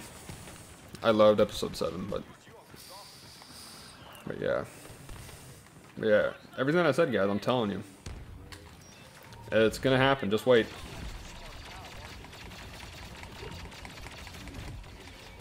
We're taking out the target. Throwing grenade.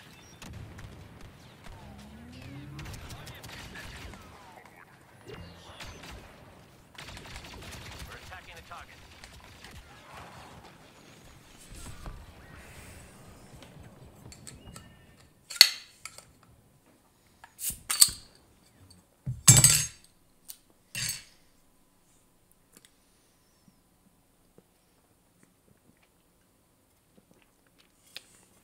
Yeah, I have faith in J.J. Abrams.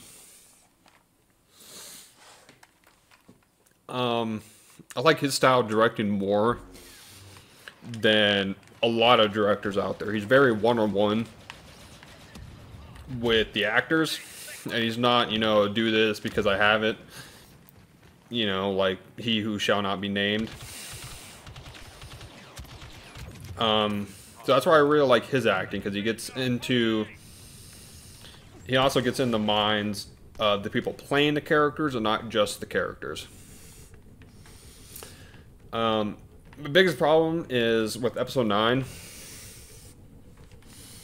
Taking down the target. is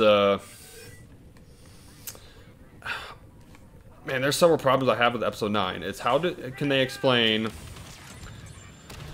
why Luke did what he did? How can they do something we haven't seen? We already know how it all ends. We already know the Skywalkers end. And the only thing they can really do is how. How does Kylo die? Basically, that's the thing. Is he going to die redeeming himself? Is he going to die by Rey? Is he going to die, I don't know, being a dumbass and slitting his throat? It's things like that, because, you know, Rey has already beat Kylo. She beat Kylo in episode 7. We already know that. Luke died in episode 8, so there's the end of that. So there's really nothing left they could really do or expand on. I mean, that's the big problem that JJ has right now. It's how does he fix it? The only way that he could really truly save Star Wars is he extends it. You have to make a ton of shit canon, do something above and beyond. You have to actually make people go, holy shit, this is insane. You know, stuff like that. If it was me in episode 8, I would have just had Rey more or less exploring the galaxy. You know, kind of how Luke was on Dagobah. You know, he's sitting there training and learning stuff while everybody else around him, you know, is suffering and shit like that. But you would have had it on an immense scale, because you would have had the entire Resistance and her friends. But I would have introduced a ton of shit.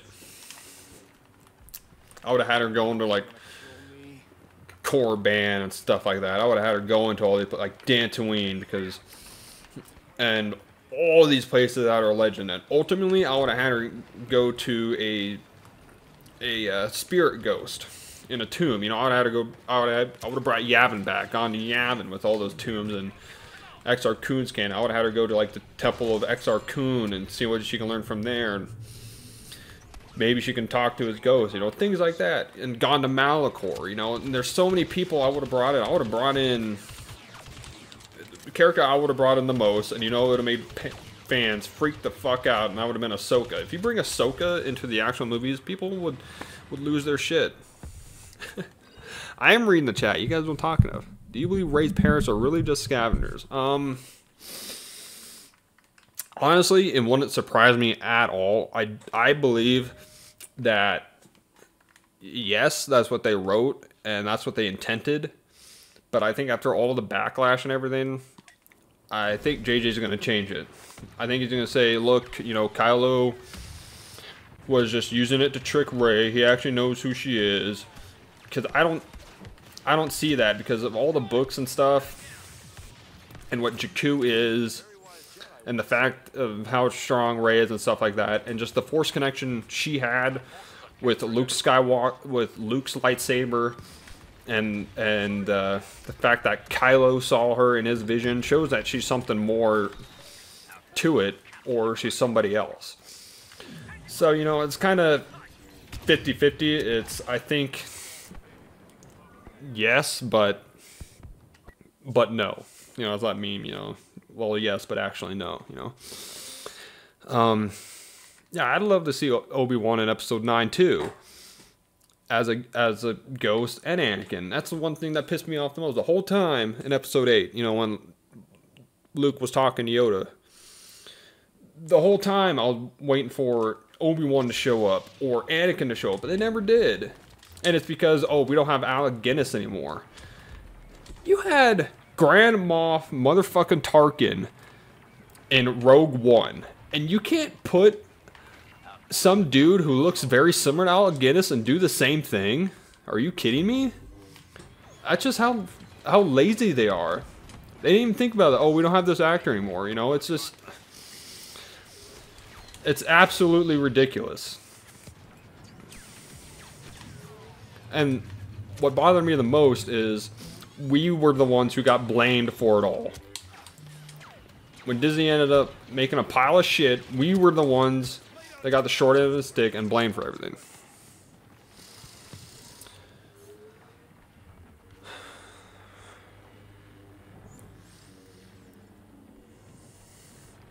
It's ready to hear that Obi-Wan voice.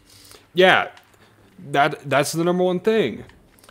What the hell is Obi-Wan doing? Why do you hear Obi-Wan talking to Rey? Why does he say Rey in it? And then why does he say these are your first steps? What is the point of that? And when he says these are your first steps, that's not Alec Guinness's Obi-Wan. God damn, I hate those new controls. That is Ewan McGregor's Obi-Wan. They brought him in just to say these are your first steps. You can do the behind the scenes and whatever, and it is him. But it's why did he do that? And why didn't they explain on it? And why is it, if you look at the original trailer of The Force Awakens, when you go to the vision scene with Kylo there, and he's standing, you know, wherever Luke made his temple.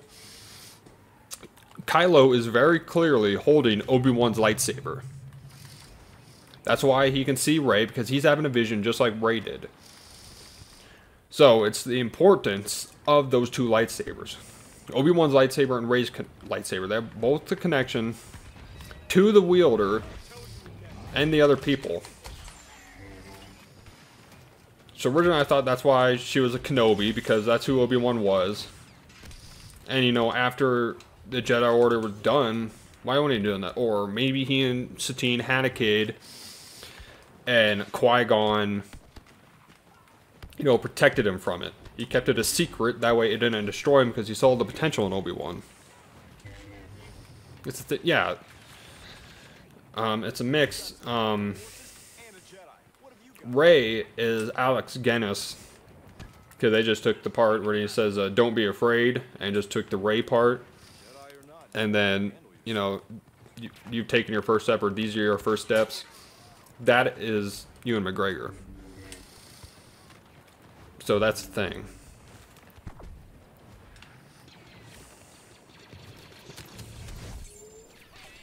I also don't think she's Palpatine's daughter either. I think, I don't know.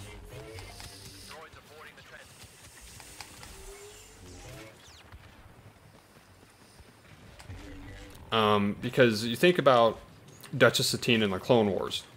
They had a relationship. Yeah, see, I see it right there. Duchess of Mandalore. That's what I'm talking about. Duchess Satine. They had a relationship, and Kenobi almost left the Jedi Order.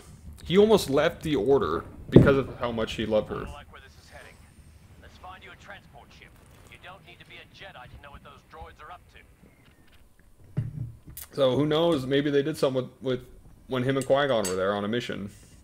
And either Qui-Gon didn't know, or Qui-Gon knew and protected him from the rest of the Order. Because because Qui-Gon was already, god damn it, I hate that it does that now, was already a non-conventional Jedi. He didn't follow the rules of everybody else, so he very well could have done that. Get the targets from the droids.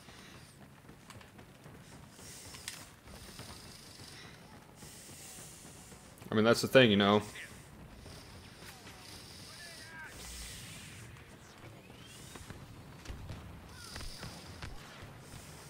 Now, what would surprise me a ton?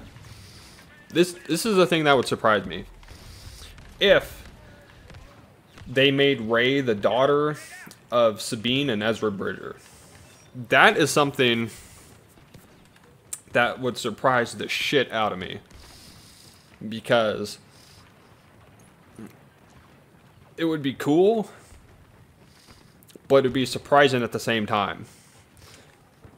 But ultimately, I don't think they would do something like that because not very many people watch the Clone Wars, so they really want to know who the hell they are. But at the same time, that's another character I would have had make an appearance, would be Ezra, at least talk to, and he would have been the one, or Ahsoka, they would have been the one to train away.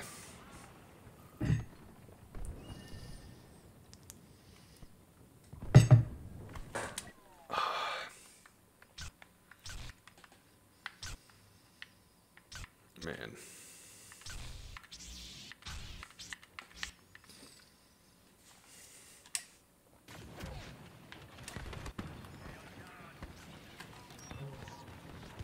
Scanning infantry.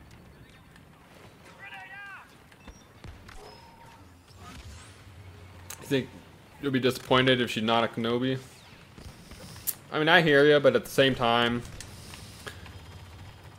I also don't see Kenobi doing that even late in his life, because she can't, because of her age, that's the thing. She can't be the daughter of Kenobi. She can maybe be, you know, the granddaughter of Kenobi. At the same time, the way Obi-Wan was, where he was, you know, the most pure Jedi and regarded as the most perfect Jedi and true Jedi of the Order, I can't really see him just abandoning his whole philosophy like that.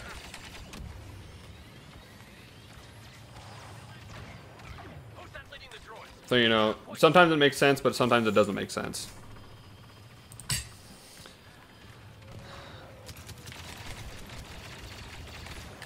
You know, I've seen those theories too. And there was a book about that when Luke when Luke got his hand cut off, the Emperor took his hand and he started making clones of him to try to make an apprentice. And those were legend books, and they were very unconventional, and at the same time it's ridiculous, because if you make a clone of Anakin, that means, is there another chosen one? Or they try to make a whole new chosen one theory. It makes everything that that George created, and everything that Anakin did, totally just irrelevant and pointless. So really, that's my biggest issue. Take another shot, which means we stick to the original plan. Overwhelm them with clones on the surface, so we can board that dreadnought and show them how it's done.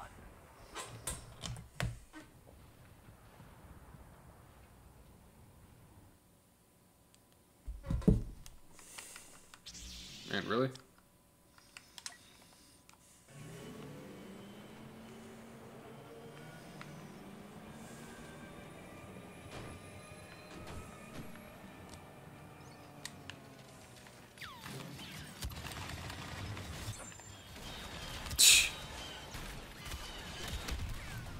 That's how you do it right there. Should be sister to Kylo or something. No, because you can't tell me that Han Solo and Princess Leia would not have had a deeper connection and a better reaction to seeing her. Because, you know, they're just like, oh, you know, who are you? You're just some random scavenger. If she was their daughter, it would be totally different. When Kylo, you know, he's lost and he's broken. You know, there was talk about how they still want him back. You know, and they just abandoned her daughter and put her on some desert planet. I mean, it's ridiculous. Ultimately, I think who she is has to do with whatever Jakku is. And I came up with a theory because in the Aftermath books, it talks about Jakku, why that was a lost stronghold, because the Emperor felt such a connection there that there was something there. He said something of great power. He didn't know what it was, but he said it was whatever it is on Jakku, it was important once and will be important again. And so that's why he had him there, and it was meant to be the last stronghold so people could do it. And it was also on the brink of the unknown regions. So close to the unknown regions and stuff like that. And I got to thinking ultimately, because it was also what Disney was saying, you know, when Rebels came out and they had Malachor 5 and that came in, people were like, you know, well, does this make, you know, Revan canon and, you know, this stuff, and they had the Mandalorian Wars. And they said, you know, there's always a little bit of truth in legend. And I got to thinking about stuff like this. And it was Darth Treya's philosophy, how anything that is touched by war will be seriously disregarded, more or less, in the future. And I can say that, you know, that's why these places were destroyed by the Death Star, like, oh shit, whatever, Alderaan, and that's why the places like Hosnian Prime are destroyed, and all of Jakku. So what I think, my theory is Jakku was actually the end of the Mandalorian War, because when they first come out of Jakku, you know, her and Finn, you see that giant black scar crater looking thing. Ultimately, what I think is, because there's always a bit of truth in legend, is they had a giant super weapon, whoever it was, and they shot it at the planet and destroyed everything on it. Similar to the Death Star, but it didn't blow up the planet. It destroyed everything on it. And that is just the mark that it left, because that's how the Mandalorian War ended in Legends and what Revan did. He activated a weapon and it destroyed the planet and crumbled it, and everybody on it and anybody in the space of it, ending the Mandalorian War. It could be different than the Mandalorian War, but ultimately I think that's what it is, because of how close it is to the unknown regions. It could even be the end, it could have been the end of the Jedi Civil War. We don't know, because we don't know, did the Jedi Civil War end on Malachor, or was Malachor just a giant battlefield? And those are things I hope they make canon ultimately with this new trilogy that, you know, the Game of Thrones guys are doing. I hope they delve in, which I'm sure they will, like the Mandalorian War. I hope they make people like Darth Treya canon and stuff like that. You know, like Darth Niles, that would be cool. I would like to see Revan, but ultimately, I'd rather they just leave him the hell alone as he is. Maybe mention him, but don't go into his story too much. If they do mess with him and they do bring him up, he has to be exactly like the lore is. Because that's who Revan was, and he was very true to how it was. Just the way he was, and the Legends aspect, you can bring that into canon, not break it. Basically what they could do with Revan is take the opportunity to show people how strong Anakin would be if he used his power to a full extent. They could say, you know, he's only, be like, you know, in lore he's not as strong as Anakin Skywalker could be, but we're going to show you what it would have looked like on screen if you got to see Anakin.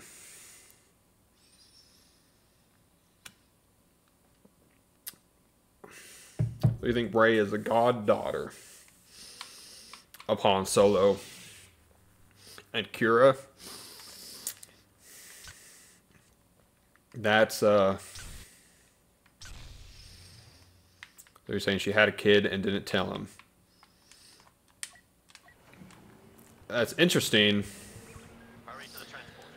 but I don't see it, honestly.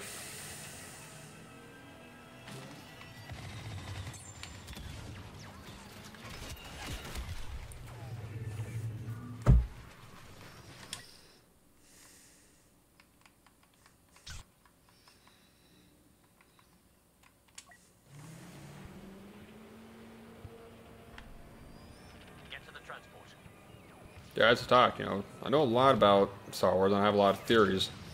It's ultimately... Oh, that was an interesting kill. You know, Darth Bane's canon, and I really hope they delve into more Darth Bane as well. For the showboating. Dust off already.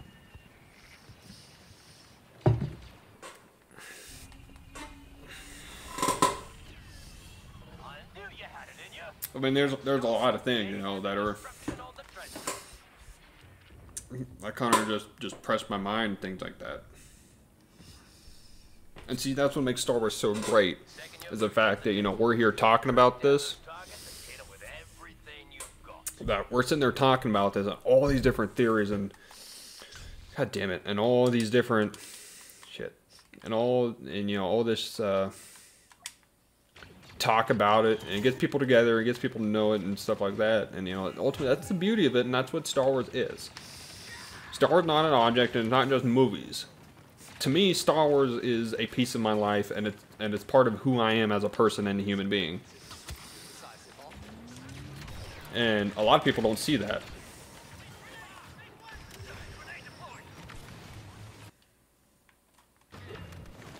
Oh my god, my controller just died. Our forces are attacking the target. And I do not think I have a goddamn cable or anything down here. Let's see, what's this? Will this work?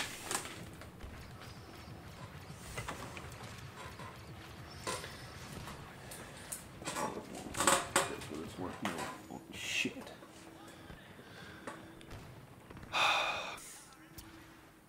Who do you hope Rey is?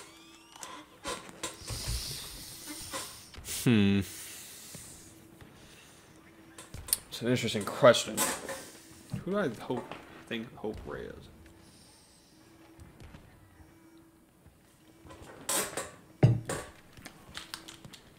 You know, ultimately I wouldn't mind her just being her own person, you know?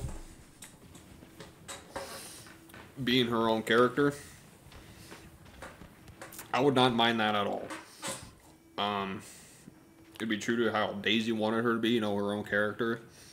But at the same time, you have to make it... You have to make her unique and authentic to who she is. You know, why the memories, why the connection to the lightsabers and all this stuff, you know. Why did Maz Kanata have such an interest in her? Things like that. You know, it's interesting like that. I don't want her to be anything like out of Legends. I don't want her to be, you know, the daughter of Palpatine. I don't want her to be,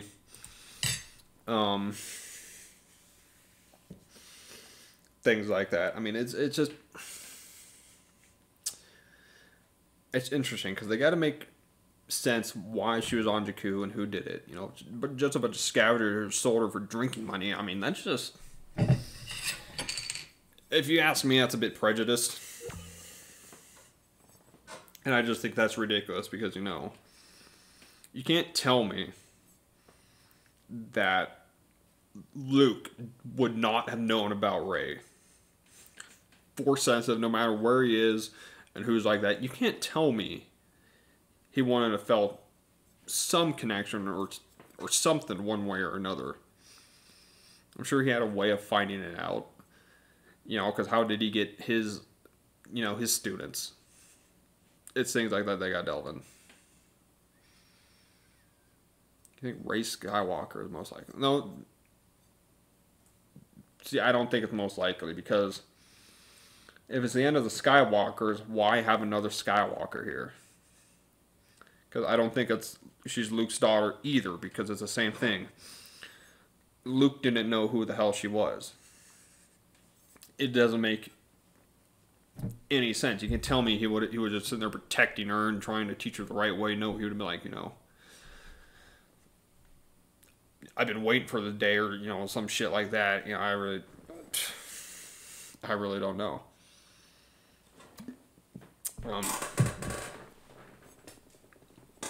Anyway, I'll think about it more. I gotta go get a new controller.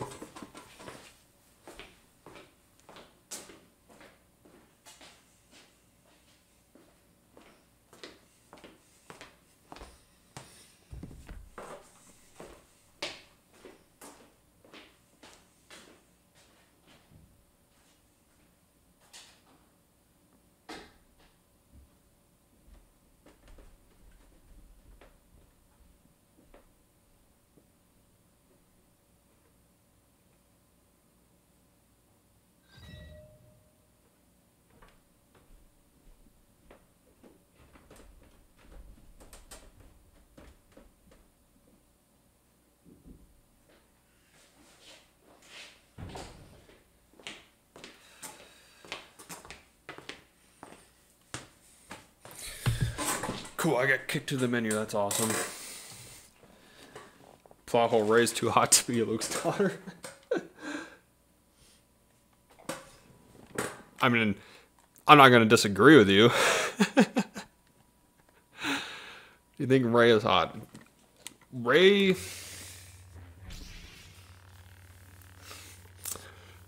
She was hot. But when she started getting all, you know, hot googly eyes for Kylo, it was like, okay, you know, you're talking to a dude who chained you to a chair and wanted to fucking kill you. And now you're attracted to him? That doesn't make any sense. But, and then not to mention when she put on her Jedi training uniform, I just thought that was just ridiculous. It just made her look, I don't know, a nice word for terrible, but that's what it looked for. I mean, you could draw a map of the world on her forehead. But you know, you think Gin Ursula was hot? Yeah, she was sexy. I'll give her that. I mean, she just had that fierce mentality. Rey was hot. I'm gonna say. Which was on Oct 2, you know, in 8, when, you know, like she was training for the lightsaber and she had the jacket off, and it was just, you know, in the white shirt. Man, I tell you, that'll get you going right there. That's what we go to Star Wars movies for.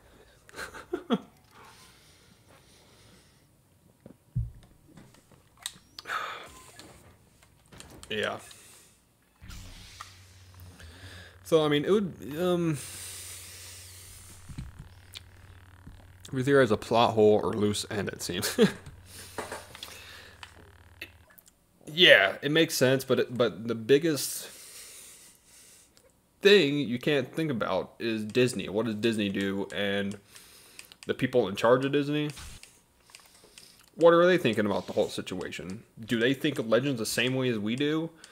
Do they, you know, do they even care about Star Wars as much as we do? Do they think, you know, this would be a cool idea? Maybe it was.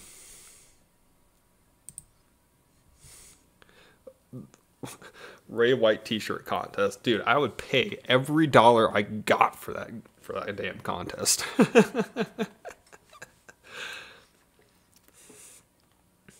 Whose dialogue? Padme's dialogue? Man, are they gonna put a new thing for this? Where the hell is it? Or can you only play it in the menu? It's pretty garbage, yeah. Okay, you know what? I'm gonna look. I'll just play some Galactic Assault. A little bit easier. Person who wrote.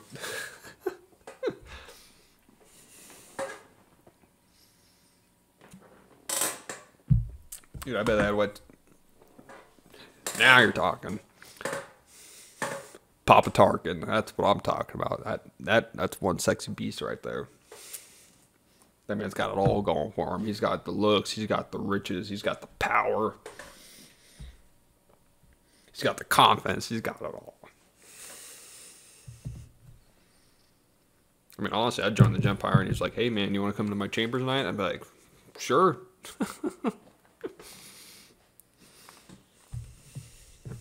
Rose's Bay.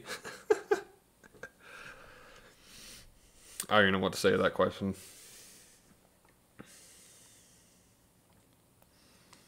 Or to that statement. What map is this? To sip Rose's bath? When was the last time she took a bath? That's what I want to know. Oh yeah, Daddy Dooku. There you go. Yeah, man, you know he's got them moves. You know, the way he swings that lightsaber and the way he's got his hip thrust. Whoo, man, you know he can put it on. Yeah,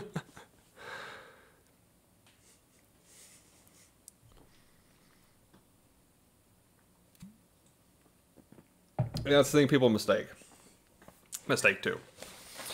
Star Wars fans are not mad at Kelly Marie Tran. People are mad at Disney for what they did for a lot of things and how stupid of a plot thing Rose was. I mean, that was just a waste of character. You know, you think they would have learned with Jar Jar that having characters come in for one time and having needless plot twists or holes or gains or whatever the hell it is bad for the franchise. But you know, I guess they didn't really care, honestly.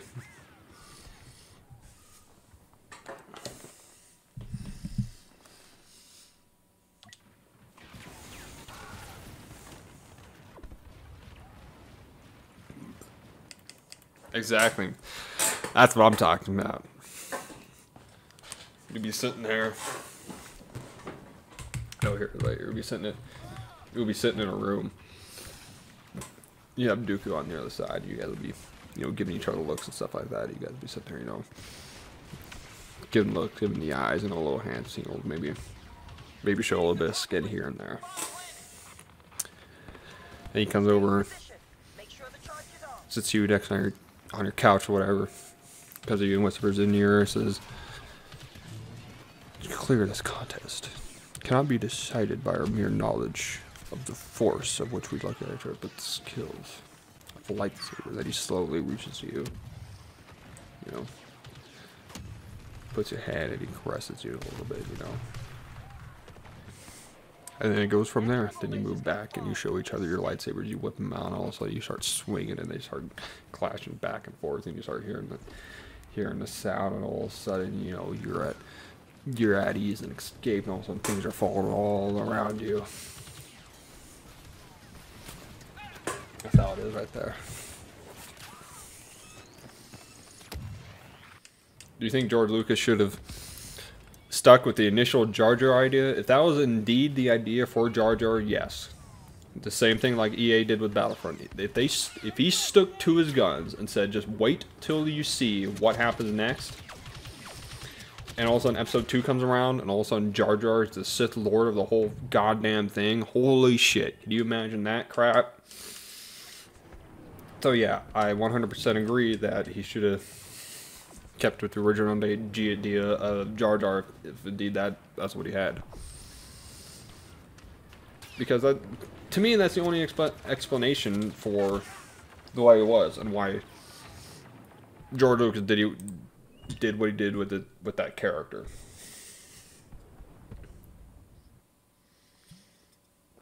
Why, a lot of things, you know, even in the Phantom Menace, that don't make a lot of sense. Thoughts on the Ellen Show? What about it? I think the last time I think I saw like clips of it, because my mom would show it to me for like some of these funny videos and shit like that. I remember when that was. That'd be like a few years ago, but I know that was like the only time I ever watched it. It'd be like the Halloween pranks and stuff like that.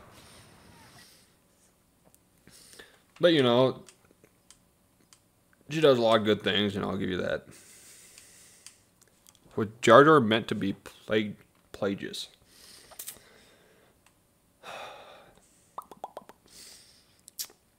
You know, I'm not entirely sure. I'm not sure when Darth Plagueis was brought in the canon. I don't know if he was brought in canon at episode 3 or if he was brought in before episode 3. I know there's a book called Plagueis, and it's about him and him training Sidious and shit like that. But I don't know when that came out, so I can't remember what came first. But you know, I don't know. It'd definitely be interesting because even then, that whole character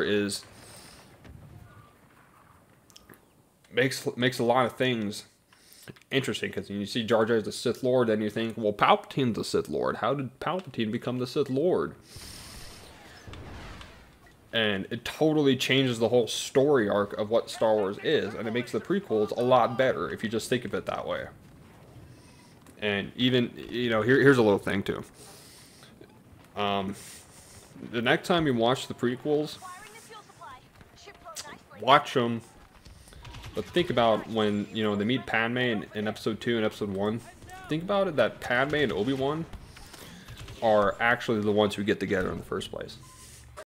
You know what I'm saying? That Padme was actually going out with Kenobi secretly.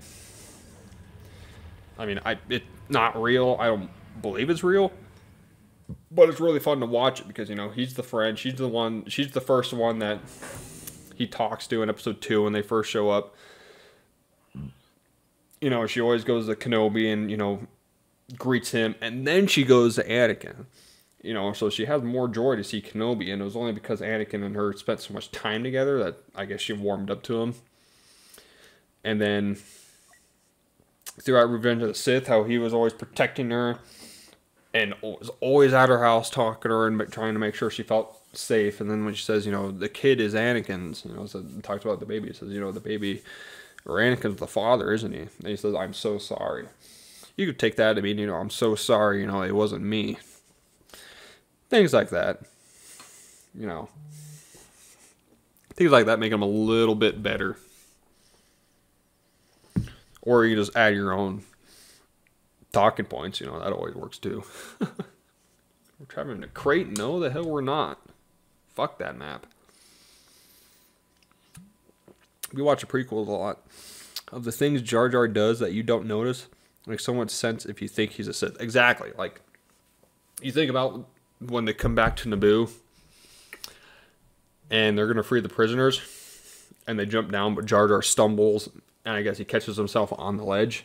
He's on the right side of the ledge, but when the camera pans down and Qui-Gon and Obi-Wan are there, you see a droid in the back, and if you watch him, he's looking on the right side, and all of a sudden he goes to the left side, and Jar Jar falls down on the left side.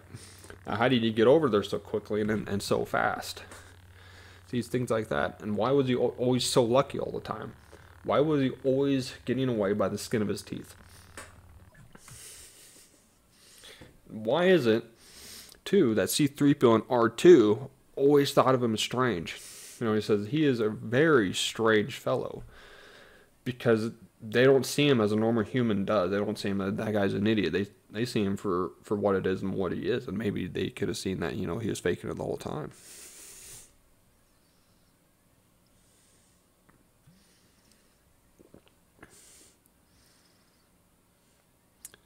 If you were alone with Natalie Portman, are you smashing? Depends on what alone is. Like,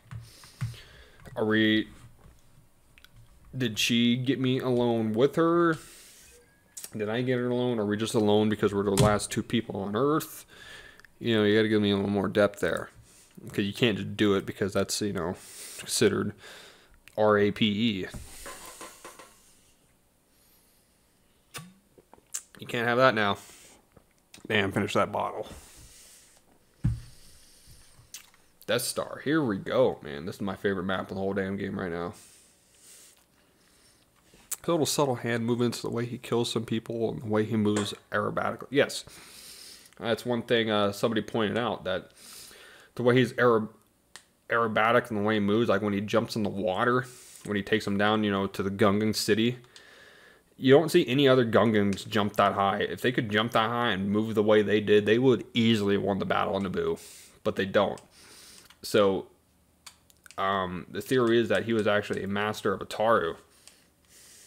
And that's why he did it, because Ataru is a very athletic skill set. That you're always moving in using the Force to use our athletic ability. And that's very interesting, too. And here's a question for you guys. Did you know? I found this out the other day. I did not know this, and I thought this was a very interesting thing. Did you know that in canon, Yoda has mastered every single lightsaber form there is? Form 1 all the way to Form 6, which is the forbidden form that Sith use. I can't remember what it was called, like Xinyan or something like that. Let me know if you guys like, because for forever I always thought the only person who knew all lightsaber forms was General Grievous because of his implant. But it turns out that Yoda did. Because that makes him way more deadly if you think about it. Because the fact that he knows, because yeah, he did Form 2, which was Ataru. But if you think the fact that he knew every single one, he could easily, and he mastered them all. He could easily counter any lightsaber form and counter it with ease.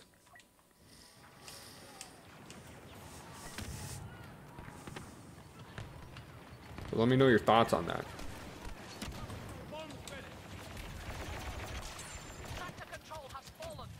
You also know too that Plo Koon is the only Jedi to ever beat Yoda in a one-on-one sparring match. Plo Koon. Do you think, who the fuck is Plo Koon? Like Yoda did. Yeah, exactly. That's the big thing. When Luke first met Yoda, he was the idiot, and that's the thing. You know, you take a guy who's nobody, and he acts like an idiot, but he turns out to be the most powerful thing in the story. And the prequels were meant to be a direct, as George Lucas said, they were meant to be a direct copy of the original trilogy. So that means there was going to be this character who was stupid and nobody, and you're going to think of him as nothing, but he was end up going to be the most powerful thing in the galaxy. And who is that man? No more than the Gungan himself, Mr. Jar Jar Binks. It's case closed. I think I'm starting to confuse you guys a little bit because I keep going off on different topics and talking about them. So, you know, just let me know about that. I mean, really, any question you guys have, I can answer them.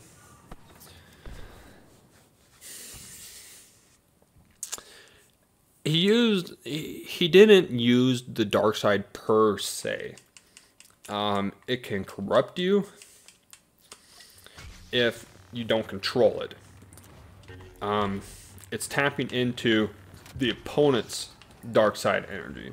It's meant for fighting basically one-on-one for Sith. It's tapping into their dark side energy, harnessing it, and equalizing with their power. That is what his form did, and that's why he was able to match Sidious, because he matched Sidious with power-wise until he found a weakness, because that's what it does. You go down and you go until you find the weakness, and you exploit it. And that's what happened, and that's why he was able to beat him. If Anakin never interfered, that was a nice block. You guys see that block?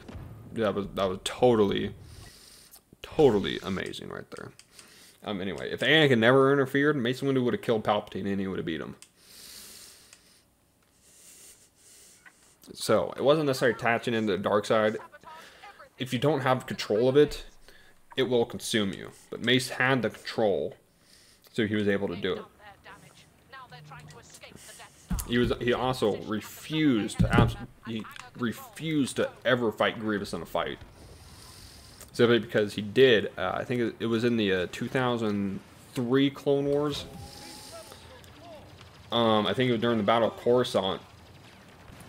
Mace Windu, or some planet, he started fighting General Grievous because he was there, and he was using Form 7. Because, you know, no one knows Form 7 except for Mace. But Grievous actually started copying Form 7. He started doing the things that Mace would do, and it was starting to get into his mind, the whole moveset and the whole form. And so Mace Windu went back and said, you know, if General Grievous was to figure out the key or how to use Form 7, he would be absolutely unbeatable against anybody. So, and ultimately that's why he refused to ever fight him, because too many times he would kill everybody. And yeah, he was powerful. I mean, Mace Windu was the champion of the Jedi Order. You don't get that title for nothing.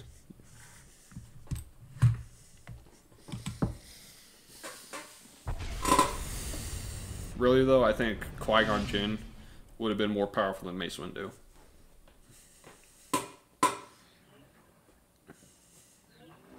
I mean, my brother, he absolutely loves Qui-Gon Jinn. He's his favorite guy simply because he was out of the norm, and the things he believed in his whole philosophy was just so far out there.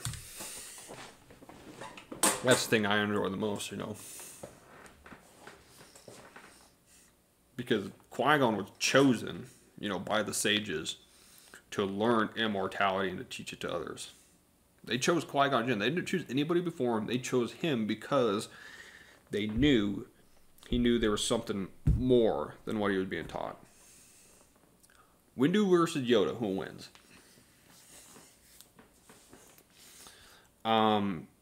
I think they talked about this before. I think they did have that fight, and I think Yoda won ultimately, simply because of Form 7. Form 7 only works if you can connect to the dark side energy of the opponent you're facing. And because Yoda is so pure of the light, you cannot connect to any of his dark side. So ultimately, Mace Windu got beat for Yoda because he couldn't use Form 7 the way he created it to be. So Yoda 100% wins that match.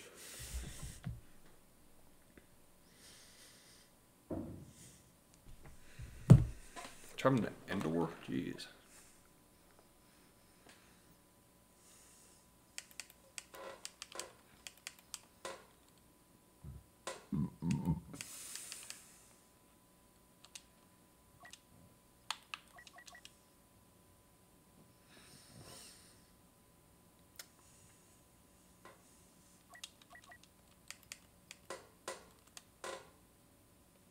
Man, we have nobody right this.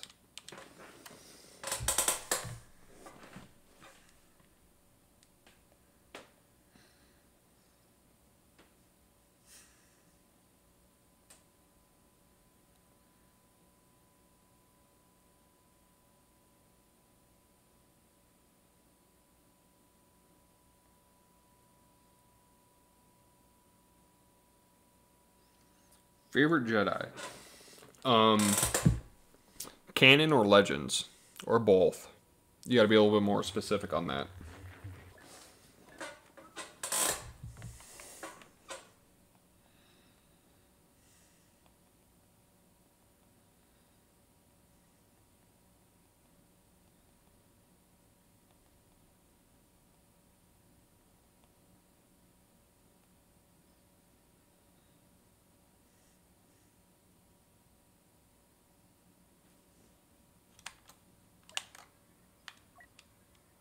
Both.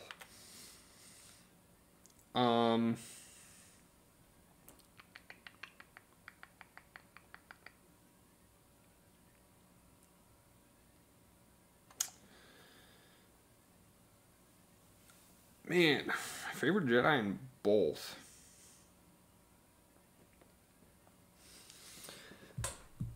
I mean, I would say Revan, but he's technically not a Jedi or a Sith or anything. And I do love Obi-Wan, like, forever. He was my favorite character in all.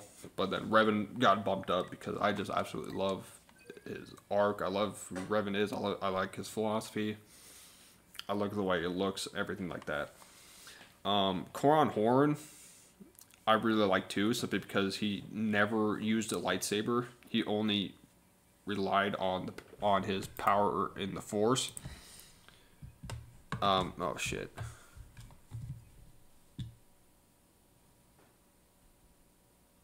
What the fuck did I do?